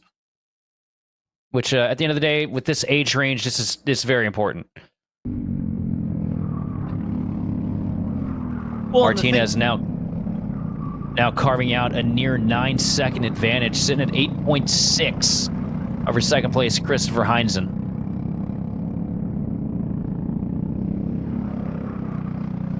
And I think that the one thing that a lot of people, may look at, and I think this is just kind of the nature of the beast, a lot of times karting events are over a Saturday and a Sunday. So if you have one bad run, it doesn't hurt. The big thing here with this Indy Karting Challenge, you have one bad moment, that may be the only chance you have to really make a good moment. So this is a very high pressure environment to be in here in this Indy Karting Challenge, because if you mess up and have a spin somewhere, it can affect your runs all the way through, because you really only get half a day of running, and that might be 3 sessions or 4 sessions in total.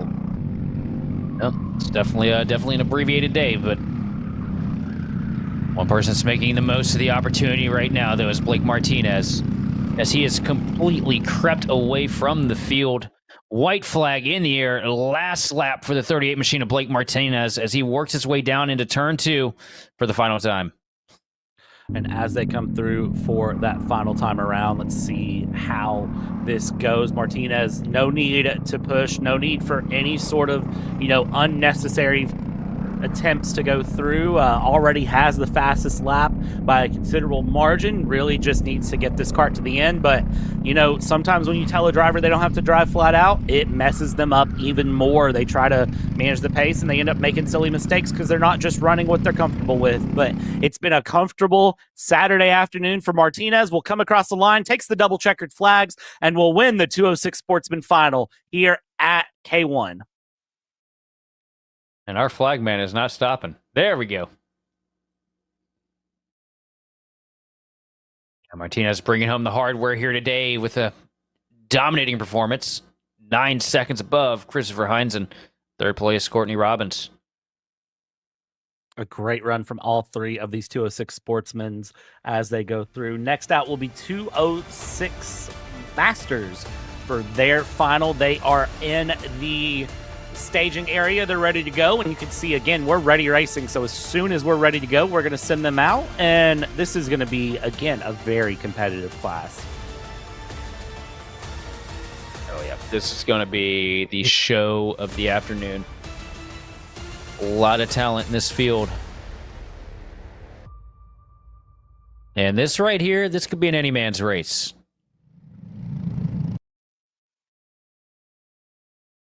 They're all going to have to go through that 191 machine that you see up there at the point. Evan McCorkadale been so dominant since they unloaded this morning.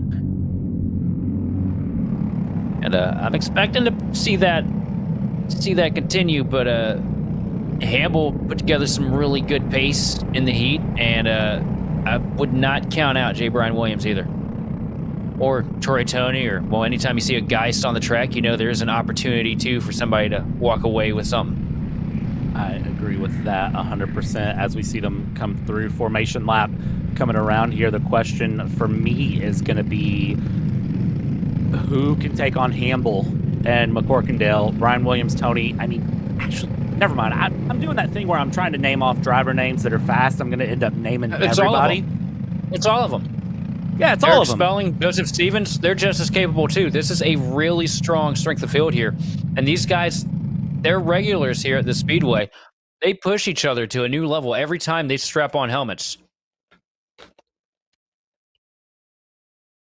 This is going to be such a good run here to see how it goes for 206 Masters. 10 minutes plus 2 laps coming up. Will they get the green flag? Green flag out, and we are underway. It's going to be a hard-fought run into turn 2. They stay side by side very quickly, but you can see already the defense for the lead coming through, coming around, and now into turn 4, turn 5. They'll spread it out single file. Everybody holds on, and everybody gets away well.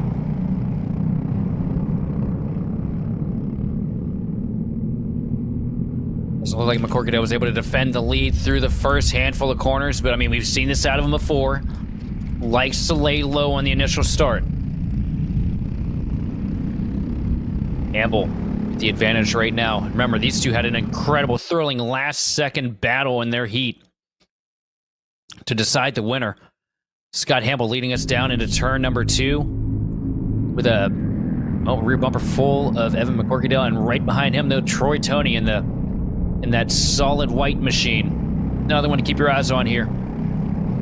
McCorkindale looking for a move here, trying to put the move in there in that number 191/number 19 cart. You can see that cart has a lot of rubber on it, a lot of donuts on the side from some hard-fought battles, and I'm expecting another one here today as Hamble is going to try to hold on, go on the defensive as they cross the line here. 8 minutes, 40 seconds left to go, but side by side into 2 we go down the inside. Can he hold on to it? Hamble leaves the room. McCorkindale to the inside. Inside turns to outside, turns to inside here as they come in through turns 4 and 5. Side by side continues, and McCorkindale not able to get the pass. Hamble with a great defense there. Hamble not willing to give up an inch. Going to play defensive now. McCorkindale following right in line into turn 6. Trying to put a little bit of slipstream now, trying to get the bumper to the bumper here. Not able to find anything through 7, but he's drawn closer and closer as we work our way into 8 down to the front straightaway here. 8 minutes remain for the 206 Masters here from Whiteland Park. Down into turn 2. Not going to duck out just yet. Going to stay in line. Now through 3 and 4. Is this where the move's going to come? Not just yet. McCorkadale definitely choosing to play a little bit more on the patient side here this go around as we work out a 5 down the back straightaway. it's interesting to see how the drivers choose, you know, when to be really aggressive with the passes and when to sort of play the patience game. And here's the thing, too, for these two to remember. The more that Hamble and McCorkindale fight, the more that Tony Geist and Brian Williams get into the mix there, the 3 karts behind them that are just right there kind of looking. Side by side again into 2. Oh, my gosh. McCorkindale down to the bottom through 2. A little bit of contact down into the short chute that leads into 3. Now here comes McCorkindale trying to look to the bottom, not able to find it. Scott Hamble's going to cover it now through 5. Still Scott Hamble's race down the back straightaway, but McCorkindale looming ever so close. McCorkindale wants that inside of 2 to work, and the problem is it's just not gonna. You get the inside of 2, but then you end up at the outside of turn 4, which is the 180-degree right-hander, and you just lose all momentum going into turn 5. So, you know, you try to set it up into 2 as they come through. Is this going to be another turn 2 setup? It's another one. It didn't work the first or second time. By golly, we're going to try to make it work the third time. And is the third time the charm? Well, they stay side by side through 3 into 4 again. Switches through, gets the switch back here, switch back around one more time, and no, still not working. But he's got maybe the a switchback. Better run here. Side by side, they go down into 6. You see Hamble look over the left shoulder there. McCorkindale looks to the right. McCorkindale into 6 will get the pass done. Can Hamble settle it back out, though, out of 8? Doesn't look like it. Took him over half the circuit, but McCorkindale there started in turn 2, finished in turn 6, gets the pass. I think what McCorkindale was doing was trying to wear him out there the last couple laps, going at it, try to force him into making a mistake as the pressure starts to loom. Just under 6 minutes remaining here for the final. McCorkindale, though, up to the point where we've seen him most of the day in that 19 kart. Let's see if McCorkindale can hold on here now, because Hamble's seen him try the move 3 times, and he got it done on the 3rd time. Now Hamble will see if he has anything up his sleeve in the helmet or back on the engine to really give a little bit of a move there to McCorkindale as they cross the line here. Gap is going to be half a second now as scored, so they come through, and McCorkindale just trying to open up a little bit of time here and go through. And, you know, you mentioned that McCorkindale just kind of setting him up, rattling Hamble. I think that's exactly what he did, and I think it worked out really well for him there, because that 3rd time, Hamble ran a really weird line through 4 and 5, and I think that let McCorkindale just settle that up and get that pass done finally. I'll tell you what, the paint scheme on that kart isn't a bunch of donuts on the side without reason. McCorkindale, very scrappy driver. Willing to throw it all on the line, and we're seeing it here as we are just shy of 5 minutes remaining here in the finals. But also, another thing to note is the top 5 are all within a second and a half of each other. If these 2 leaders start racing again and lose a little bit of time, the rest of the pack is going to be here, and the rest of the pack is just as capable as these 2 up here at the front. That'll make things real interesting real fast. And the thing is, if you think about it, you know, with the Heat, we were done at this point. The Heat was over. We've got another 4 minutes and 15 seconds, and then 2 laps after that to finish out this final race here for 206 Masters as they run through. Let's see what they can bring. They cross the line. They're heading down into turn 2, and you do see back there 4th and 5th, Tony and Geist and Brian Williams have been very close to each other. Hamble closing up the gap to McCorkindale now as that continues to develop and fight through, as Hamble definitely looks like he's getting the upper hand on pace to McCorkindale. However, McCorkindale last lap ran the fastest lap out of anybody the entire race, set the best lap of the race at a 38.649. But it is interesting to see here how Hamble's finding that little bit of time here and there and may be able to try to close things up. Let's see where time is as they cross the line. It is a 1/10 of a second faster Hamble over McCorkindale that time through. Gap now 4/10 of a second. I think the pressure's there. Oh, the pressure's definitely there. Also, when he ran that fastest lap, it wasn't by much. Last lap, the fastest lap on the track goes to Scott Hamble, at least out of the top 3 cars. So these 2 are just swapping lap times here. As you see Hamble starting to loom ever so closely to the back bumper of McCorkindale. Through 6 over the bumps. Nice and clean for both of these 2. Hamble looking just ever so slightly better than McCorkindale right now, though. Working out of 8. We're going to take a look at the advantage here. Last lap is 4/10 of a second. This lap still remaining at 4/10 of a second. And as they come through here into turn 2, again, you can see that gap just sort of ebb and flow through the lap as Hamble tries anything to get an advantage. McCorkindale tries anything to just get away. So we have a battle for 3rd place in the background there. Tony and Brian Williams get things going. Guys down into 5th and see if there is a pass to be found for P3. It doesn't appear so at the moment as they continue to go along here, but McCorkindale looking really confident. I don't even think McCorkindale's looking over the shoulder. I think McCorkindale's just looking straight ahead and kind of saying, nope, we're going to get this going, and just, I'm not going to think about who's behind me. Pulling the advantage out a little bit more. This time a 10th added to it this last lap. Evan McCorkindale walking off to a 0.5 for a lead right now. And again, it's not really much of a walk, though, because Hamble he's still there. If McCorkindale makes a mistake, as unlikely as that may sound, he could have his hands full, because Hamble is not throwing in the towel just yet. He's giving it all he's got and doing a great job matching pace with McCorkindale. And just remember, if McCorkindale does make a mistake, you send all inquiries and complaints directly to Sheldon. Do not send them to Kart Chaser. Our non-existent decision-making there is that Sheldon is the one that said it. Hey, I never get yelled at for the commentator's curse. I do get yelled at, though, for calling people out for foolish actions. I respect that. I do the same thing, though, so I can't say anything. Hamble has lost touch there with McCorkindale, I think. So I think P1 and P2 are pretty well settled in where they're at, but we jump back here to the 24 of Tony and the 75 of Brian Williams. These two are not settled in where they're at. P3 very much up for grabs. Who gets the last step of the podium?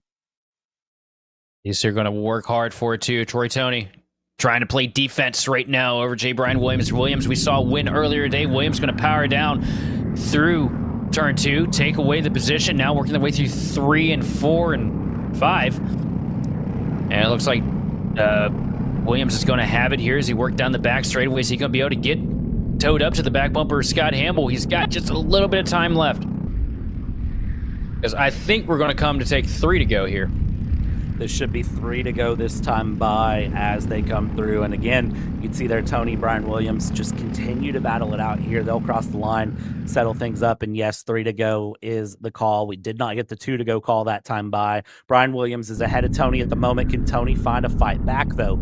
Out of turn 2, down into turn 3, not able to get anything done at the moment, but is going to settle in right behind. And again, Hamble, McCorkindale, that gap 0.9 of a second. That battle has very much fizzled out as these two continue along, though. The 24 and the 75 still very much within a stone's throw of each other. It's just a matter of who is going to get ahead of whom when it's said and done. 2 to go this time by. 2 laps to go. McCorkindale now walking off to a 1 second advantage over second place Scott Hamble. And he's working on a walk-off right now. Still a bit of time left, though. Everybody else kind of separating here as the cars are starting to string out just a little bit here. Nobody really within a second of each other. And that was a cart off the side of turn 6. Who was that? I want to say the 50 of Stevens. We'll know when we come across the scoring loop here. White flag out. McCorkindale's through. Hamble's through. Brian Williams through. Tony's through. I do think that was actually Stevens. I don't see Stevens moving on our live timing there, so I do think you were correct. Final lap, though. McCorkindale just running away with it here. Everyone's split out by a second. I think in the end, 10 minutes plus 2 laps, the game of endurance, everyone knows in the end, if you're not super close to make a move, not a move to be made. Through turn 6 we go, holding on through 7 and 8. McCorkindale, what a beautiful run he's had today. Yes, his name has been plastered all over our social media in recent months, and for good reason. Evan McCorkindale comes out of the final corner to take the checkered flag for the 206 Masters Series, followed by Scott Hamble and J. Brian Williams. An impressive battle up at the front, and what an impressive drive for Evan to carve his way back up there to the point. I mean, everybody here did a great job, though, for the 206 Masters. You always know when you see these names on the list, every one of these guys is going to bring their A game to the track, and everybody brought it again today. Absolutely. Great runs from all of them there as they go through, overcoming attrition, keeping battles going there, and keeping that fight going to the end until it wasn't feasible. 2 more classes will end up this K1 Circuit Indy Karting Challenge as we go. So 2 more opportunities to crown winners today. Next one is going to be KA Jr. KA Juniors, of course, going to be an exciting class to watch. Keep your eyes on them, and I tell you what, they are going to have some good fights to be found through on this one. Gates are open as the final cart clears, and we are underway for a formation lap.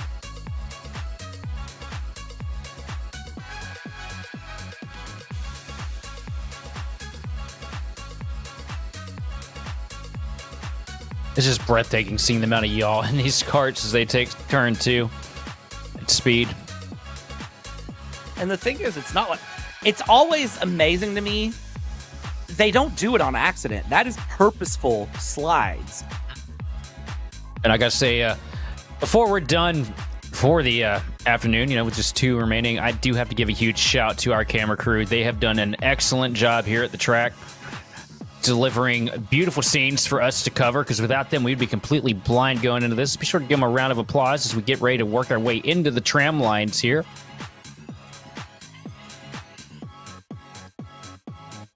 A fist bumping up here at the front of this thing. Evan Patton, Mason Gallion going to lead us into the tram lines here, up to the flag. Green flag is in the air. We are underway here for KA Juniors, working through turn 2. Evan Patton going to take away the lead for the time being. Mason Gallion going to follow suit, though, right on the back bumper as we work through 3, now down into 5.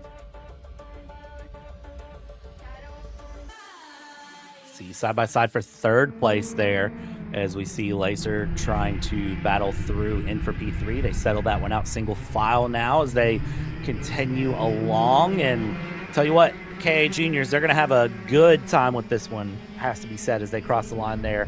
And it is Patton, Galen, Avalos, Laser, Ward, and Lappin just as they started. That is the order they take here, but I think Patton is going to have a hard time holding on to the lead here. I think this is going to be a case of about 10 or 11 and a half-ish minutes once we get the extra 2 laps in of Patton just trying to survive an onslaught here coming from Gallion.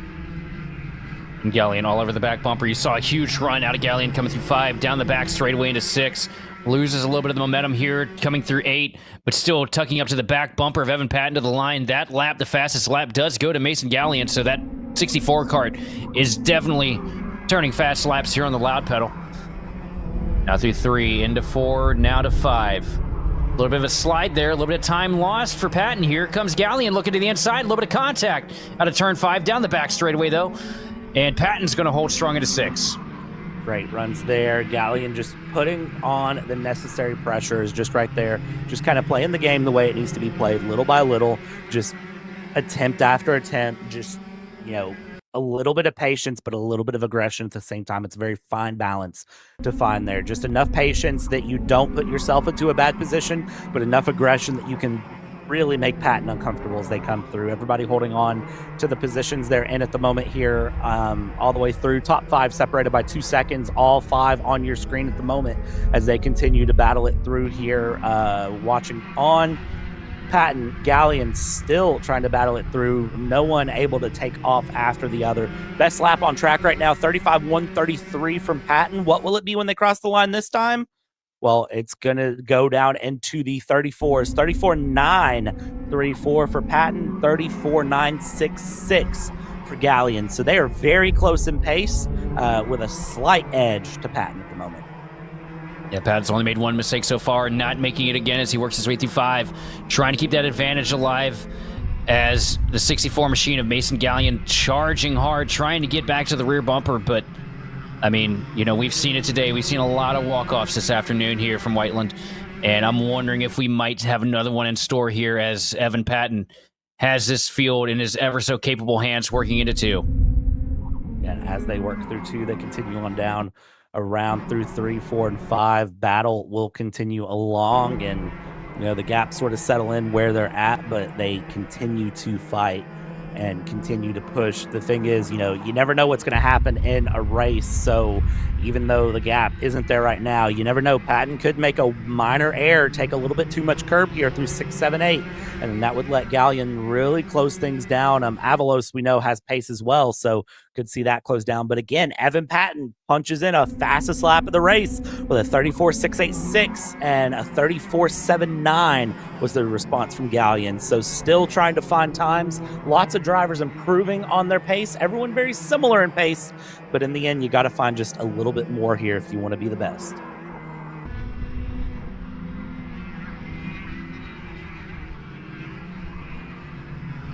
As you look at Evan Patton leading the field around here. 6 minutes remaining. Time is running out. Start finish line into 2.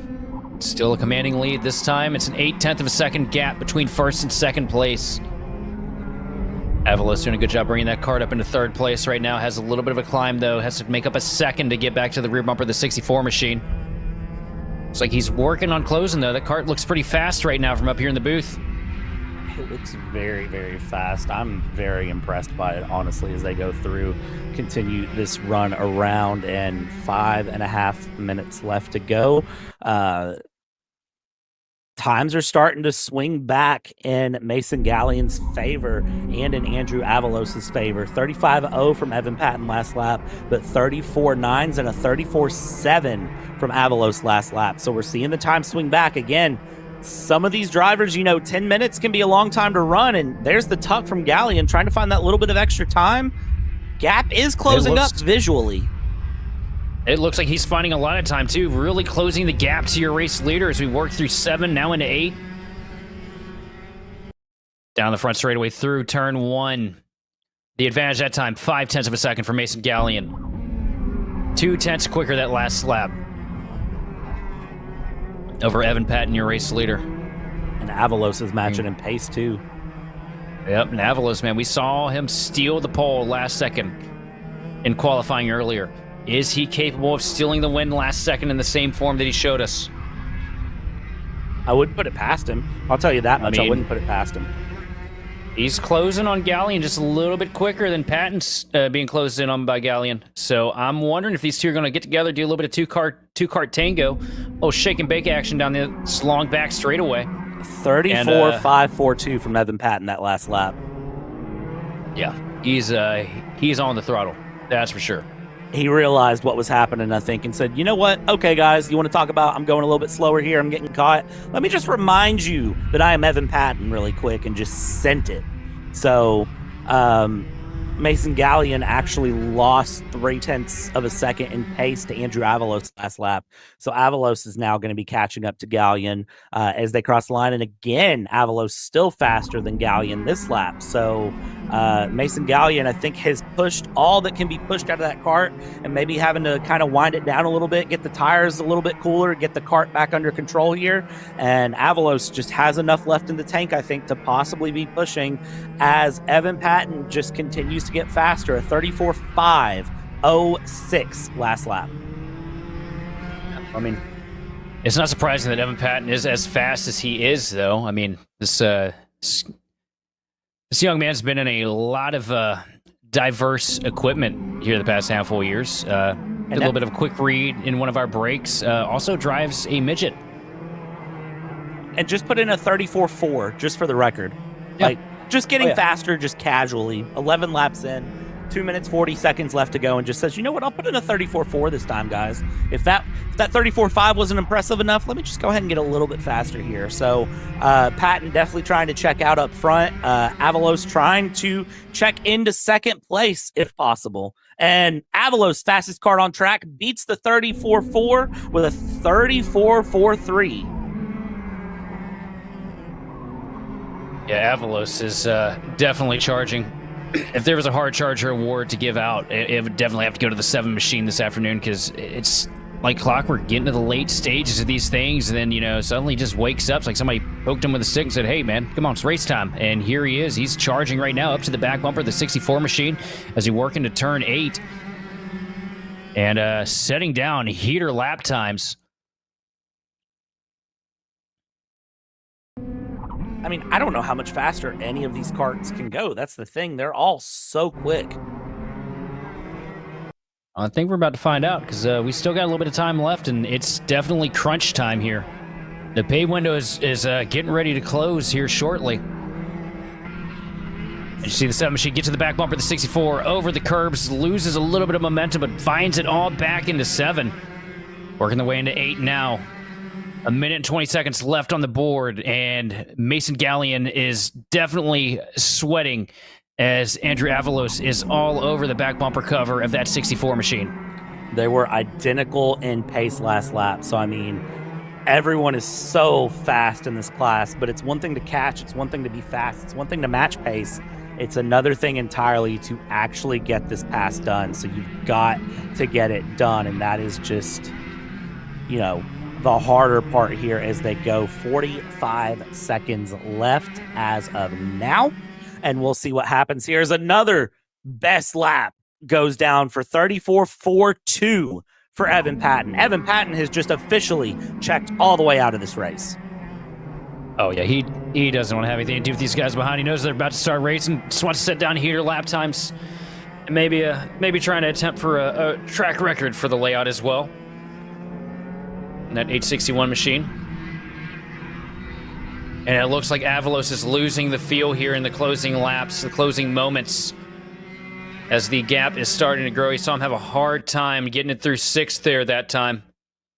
And as late as we are in it, that could be a really costly scenario as you see that 64 kart just ever so slightly slipping out of touch of him. Going through, time has expired on this run as they continue along and just continue to try to just find something here.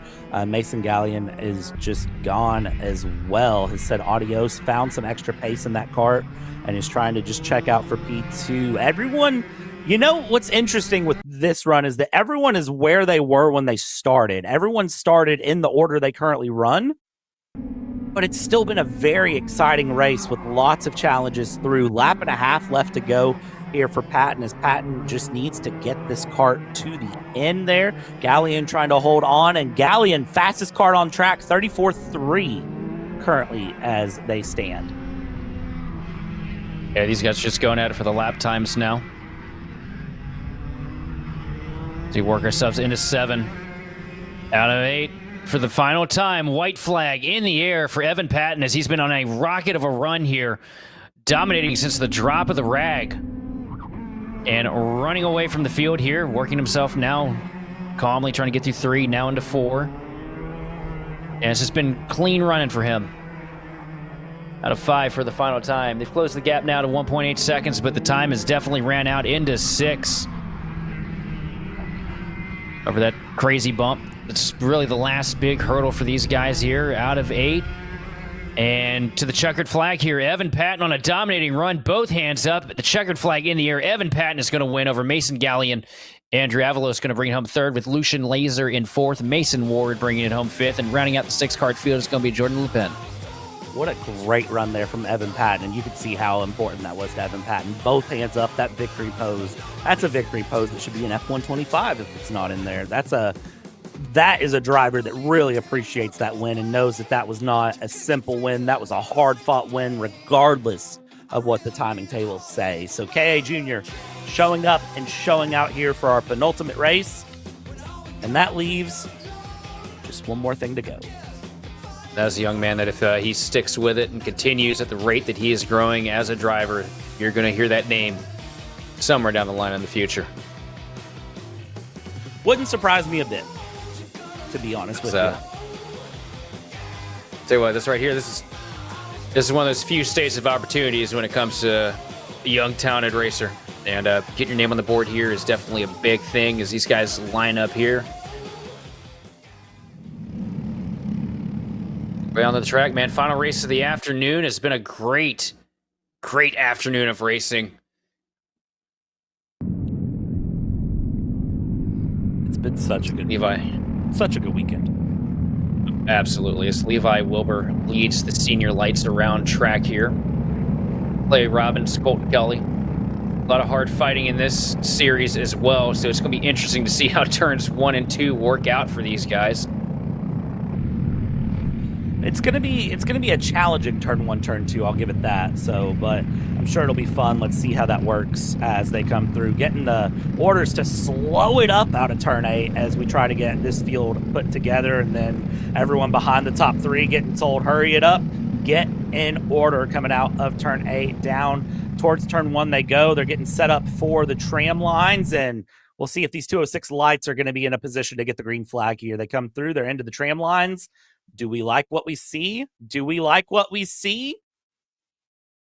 And green flag is out. We're underway. Hard dive into turn 2 we go. Everybody gets through pretty well out of turn 2 here. And let's see how they do 3, 4, and 5 going through side by side near the back of the pack up front, side by side for the lead out of 4 down into 5. They settle it back in single file though, and we keep this battle underway as it was 3 wide there in the rear end of the pack. I don't think they're done with the 3 wide yet either, but still battling up here at the front, side by side, bumper to bumper through 7 and 8. Quick yellow being thrown here. Coming out of 8, we got 2 karts around in 7.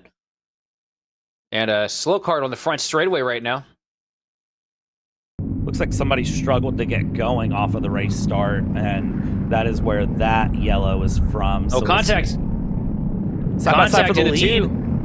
Levi Wilbur muscles Clay Robbins out of the way. What's the retaliation going to be from Robbins? Nothing just yet. Going to fall back in line down the back straightaway. Try to get the toe off of that 712 machine into 6. A little bit of a bobble for Levi Wilbur into 6. Going to open the door for Robbins to tuck back up to the rear bumper. Now the lap traffic in the way. How is this going to work out for these guys? As they are all log jammed up here for the first 4 or 5 spots. Yeah, and this isn't going to stop now as we continue along and around. That is what you've got to do, though, if you want to get this battle through. 712 there, getting the run through. That is going to be the number 22 kart who is there. That is Andrew Petrie in 11th place. That is the kart that is showing up on your timing tower a little bit differently, but he is a lap down, trying to stay out of the way, but also getting in the way, because look at that, getting in the way of a hard-fought battle for 4th place between Kelly and Harden. But all this battling with the lap traffic opened up a window of opportunity for Levi Wilbur. Now opening up a 2nd advantage over 2nd place Clay Robbins. Clay Robbins now hard to the throttle, trying to close that advantage. Trying to reel the 712 machine back in as he worked down the back straightaway. But he's got a bumper full of Colton Kelly coming into 6. And as they continue along, this battle is going to continue to go. Let's see how it ends here out of turn 8 down into the front stretch. 7.5 minutes left to go, plus 2 laps for the final run here of the Indy Karting Challenge here on Kart Chaser for this one-day event of action. Coming through out of turn number 2, they go into 3, 4, 5, just keeping everything nice and tidy. Plenty of pace to be found in all these karts, but you gotta pick your moves correctly to go through. That is really where it gets people tucking down, doing the lawn chair method, as you call it, and doing a great job there from 2nd place of Robbins, trying to just find a little bit of extra time in that number 414 kart. Oh yeah, trying to find everything he possibly can. Honestly surprised none of these guys have tried to find a way to retrofit a lawn chair into the kart just to make that a little bit more comfortable and more easy. I'm sure that would pass tech, right? Yeah, totally. If your tech definitely is running off-road trails in the part of my state that has a bunch of off-road trails, so it totally would pass tech for that. Oh, and here we go, battle for 2nd place. Colton Kelly looks to the inside of Clay Robbins down into 6. Still can't get the pass done. Nope, it's so difficult to do. Because 6, I mean, you definitely... I think there's only one way to really get into 6 from what we've seen up here. It looks like, you know, with that bump and how high speed of a corner it is, it's just so tricky if you're offline. You can't get it done on entry. You just got to kind of funnel back in there from what I've witnessed up here today. It's really not ideal for everyone as they go through. Robbins, Kelly, Harden still battling it out for 2nd place at the moment. Let's see. Any moves into 6? No moves into 6 at the moment as they come through up the hill, down the hill, into 7 they go. And now again, the left-hander for turn 8. Wilbur just holding on there. Levi Wilbur doing very well. And I want you to guess who the fastest kart on track actually is right now. I'm totally guessing and not looking at the timing and scoring on my right monitor. It's definitely not Colin Harden, is it? No, not at all. It's not Colin Harden, but it is Colin Harden who holds the fastest lap overall. Last lap, though, the fastest of those top 4 was Levi Wilbur, but fastest lap held on track is currently Colin Harden. So I'd keep an eye on that number 11 cart as they go through. You see the 38 coming through that hard bump there, being hit by the 414, trying to keep all of that momentum in 6, just trying to continue to run away with this if possible. Lawn chair down, or tuck forward. What do you prefer? What's the better method? I don't have an answer to that, but I tell you what, you got 4 minutes, 45 seconds to try to get a pass done, but for Wilbur, it's just a case of hold on, as Colin Harden sets the fastest lap of anybody all day in this class with a 38.005. I guess I could just call that the fastest lap of the race. Yeah, that is a blistering lap. 0.2 of a second quicker than anybody else on the track right now. As we see issues right now with the focusing in on the 5 machine here. We got, looks like one cart stopped right at the start-finish line. That's a problem. That is a cart stopped in such a not ideal position to be in, as our wonderful flagman braves it and runs onto the track there, waving the yellow flag, runs out on track, trying to get to the attention of that cart. Not sure who that cart was sitting stationary, but that is definitely going to throw a spanner in the works for a lot of people as we go through. Under 4 minutes to go. We'll double check and make sure that driver is okay. I think it might have been the 23 machine of Anastasia Alexander. I am pretty sure you are correct on that one, actually, as they go through. Yellow flags still being waved. So I think that cart is still there on the front stretch. Yeah, it's a difficult one to move because of the position. I mean, they've got to pull that directly across the track. They can't pull it over behind the wall. So that definitely makes that a little more treacherous. But the track workers doing everything they can to make sure that we get a clean shake at it here to finish out the afternoon. That's such a weird place to spin, too. The only way I can see that happening is if Anastasia Alexander had contact with someone. Well, it could have been a spin, but also it wouldn't surprise me either if it might have just been like a failure of some sort. Comes out of the last corner and, you know, the engine just drops power. Definitely is possible. I got to wonder, either that or Haltom got together. Looks like we're getting info from track there that it was a squeeze into the barrier from the 5 of Haltom that did that. So looks like for Anastasia Alexander, that is the weekend over. But up here in the front, I tell you what, look at this. You got a 3-cart battle for P2 with 2.5 minutes left to go. And right now, Levi Wilbur is saying, y'all can battle as hard as you want. Just leave me out of it. As he walks away to a 1.7 second advantage here in the closing minutes, closing moments of the 206 Light Final. And, well, really the closing minutes of our coverage here this afternoon.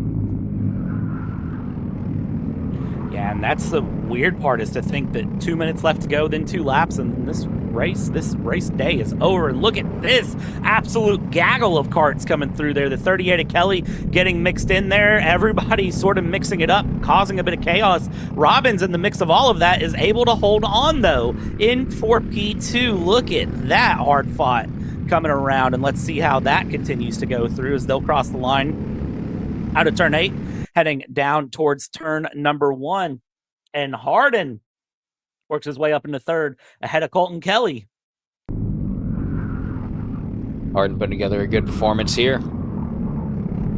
That's a fast cart, too. That 11 cart been bad fast all race. Finally getting the positions out of it, because we've seen just stopwatch shattering lap times out of them the past handful of laps.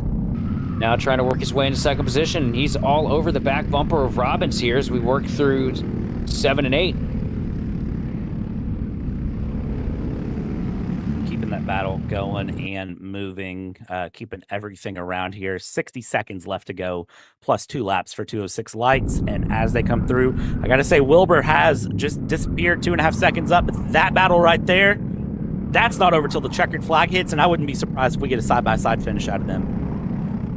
Not at all. Bumper to bumper out of turn 5, down the straightaway, the lawn chair technique coming out of the 414 machine of Clay Robbins, trying to hold Colin Harden at bay. But Colin Harden giving it all he's got in that white cart to get to the back bumper to try and make the move as he worked through 8. 3 laps remaining here. 3 laps remaining, and I really can't tell you who's going to be in second place when it's all said and done. Identical lap times from Clay Robbins and Colin Harden that last time across. And actually, Colton Kelly was the fastest out of the 3 of them. So see how these 3 settle it out here. And now Braden Johnson has gotten close to the mix as well, I believe. Or no, that's a lap down car, forgive me, as they come through. So, I mean, it's really anyone's guess how this ends. Through 7 into 8. Looks like the battle first is going to come out for P3 as they come through. There's the 2 to go signal, and it's gloves off time. It's time to really send it through, swing it, do what you can here. And if you've got it, you might as well sell it. Wilbur there coming out of turn 5. Behind him there is going to be Robbins, Harden, Kelly, all snaking through, trying to find some sort of a pass. And here comes Harden with a huge run down the back straightaway into 6. Is he going to do anything with it? Going to opt to stay in line, knowing there's 2 laps to go. Probably playing a little bit big picture here, knowing that if he gets side by side, he could possibly fall into the hands of Colton Kelly. A little bit of a wiggle through 8, but gets everything going back in the right direction. White flag in the air for Levi Wilbur up here at the front of the pack, as he nurses a 3.1 second advantage, and it's a gaggle of cars in Indy Man's race for second spot. Coming through 3, coming out of 4 here. Little bit of a different positioning there. They go side by side. Oh, that's a dip undercut out from Robbins. Now back to the inside will come Harden. Harden looking for a move, and Kelly is right there as well. Down the back stretch they go for the final time towards 6, 7, 8 into 6. They hold it single file. Wilbur with a great run here has been dominant. Flag up to flag down. We'll have that side by side. Robbins, Harden, Kelly now trying to come through. I told you it's side by side finish coming through. Wilbur will get the run, and it's Harden, Robbins. Swap positions there. Harden up into second place, Robbins 3rd, and Colton Kelly will hold on to 4th place for the 206 Senior Light Final. And bringing it home in 5th place is going to be Braden Johnson, followed by Andrew Goldman. Gavin Haltom going to bring it home 7th, 8th place going to Tyler Sims. Andrew Petrie bringing it home 9th and 10th place. It's going to be Zachary Allen. And after a heartbreaking turn of events this afternoon, Anastasia Alexander bringing it home 11th. What a run from 206 Light. Gosh, yeah. What a run from everybody. Everybody that's been on track today definitely needs to pat themselves on the back. It's been some of the cleanest racing that I've had the opportunity to cover here in recent months. And, man, we just saw some really good battles, some good finishes, and a lot of drivers just showing tenacity at the end of it when it matters the most, not giving in, not throwing in the towel. Yeah, amazing racing from everyone, and a big shout-out to everyone here at Whiteland, here at the K1 Circuit, that made this event possible, this Indy Karting Challenge. Super fun to bring you all and put on the screen, going through from all the marshals to our camera workers to our production team behind the scenes. Big shout out for everyone. If you are a Kart Chaser member and you are here watching, a big shout out to you as well. Again, couldn't do this if it wasn't for you. I tell you what, Sheldon, any final thoughts before we send this one off into the sunset? Just gotta say, it was an honor to sit up here in the booth and cover another great race at this historic facility. It's always a blast when I get asked to cover the Indy Karting Championship. These guys put on just such a great performance, great shows every week. A lot of talented names out here, and I'm excited for the opportunity to get up here and do it again. It's been great to sit here with you, Brad, and also camera workers did an excellent job today, and track workers did a phenomenal job as well. In the words of Simon Sykes, I'm waving in spirit. Nobody can see it, but I'm waving on behalf of Sheldon, on behalf of everyone, and the watermelon snow cones that brought us through this feature event. My name is Brad. I've been joined by Sheldon up here in the booth, and everyone here at Kart Chaser. We've taken you start to finish here for this Indy Karting Challenge. Be sure to join us at the next Kart Chaser production, where we'll take you start to finish yet again. Good night.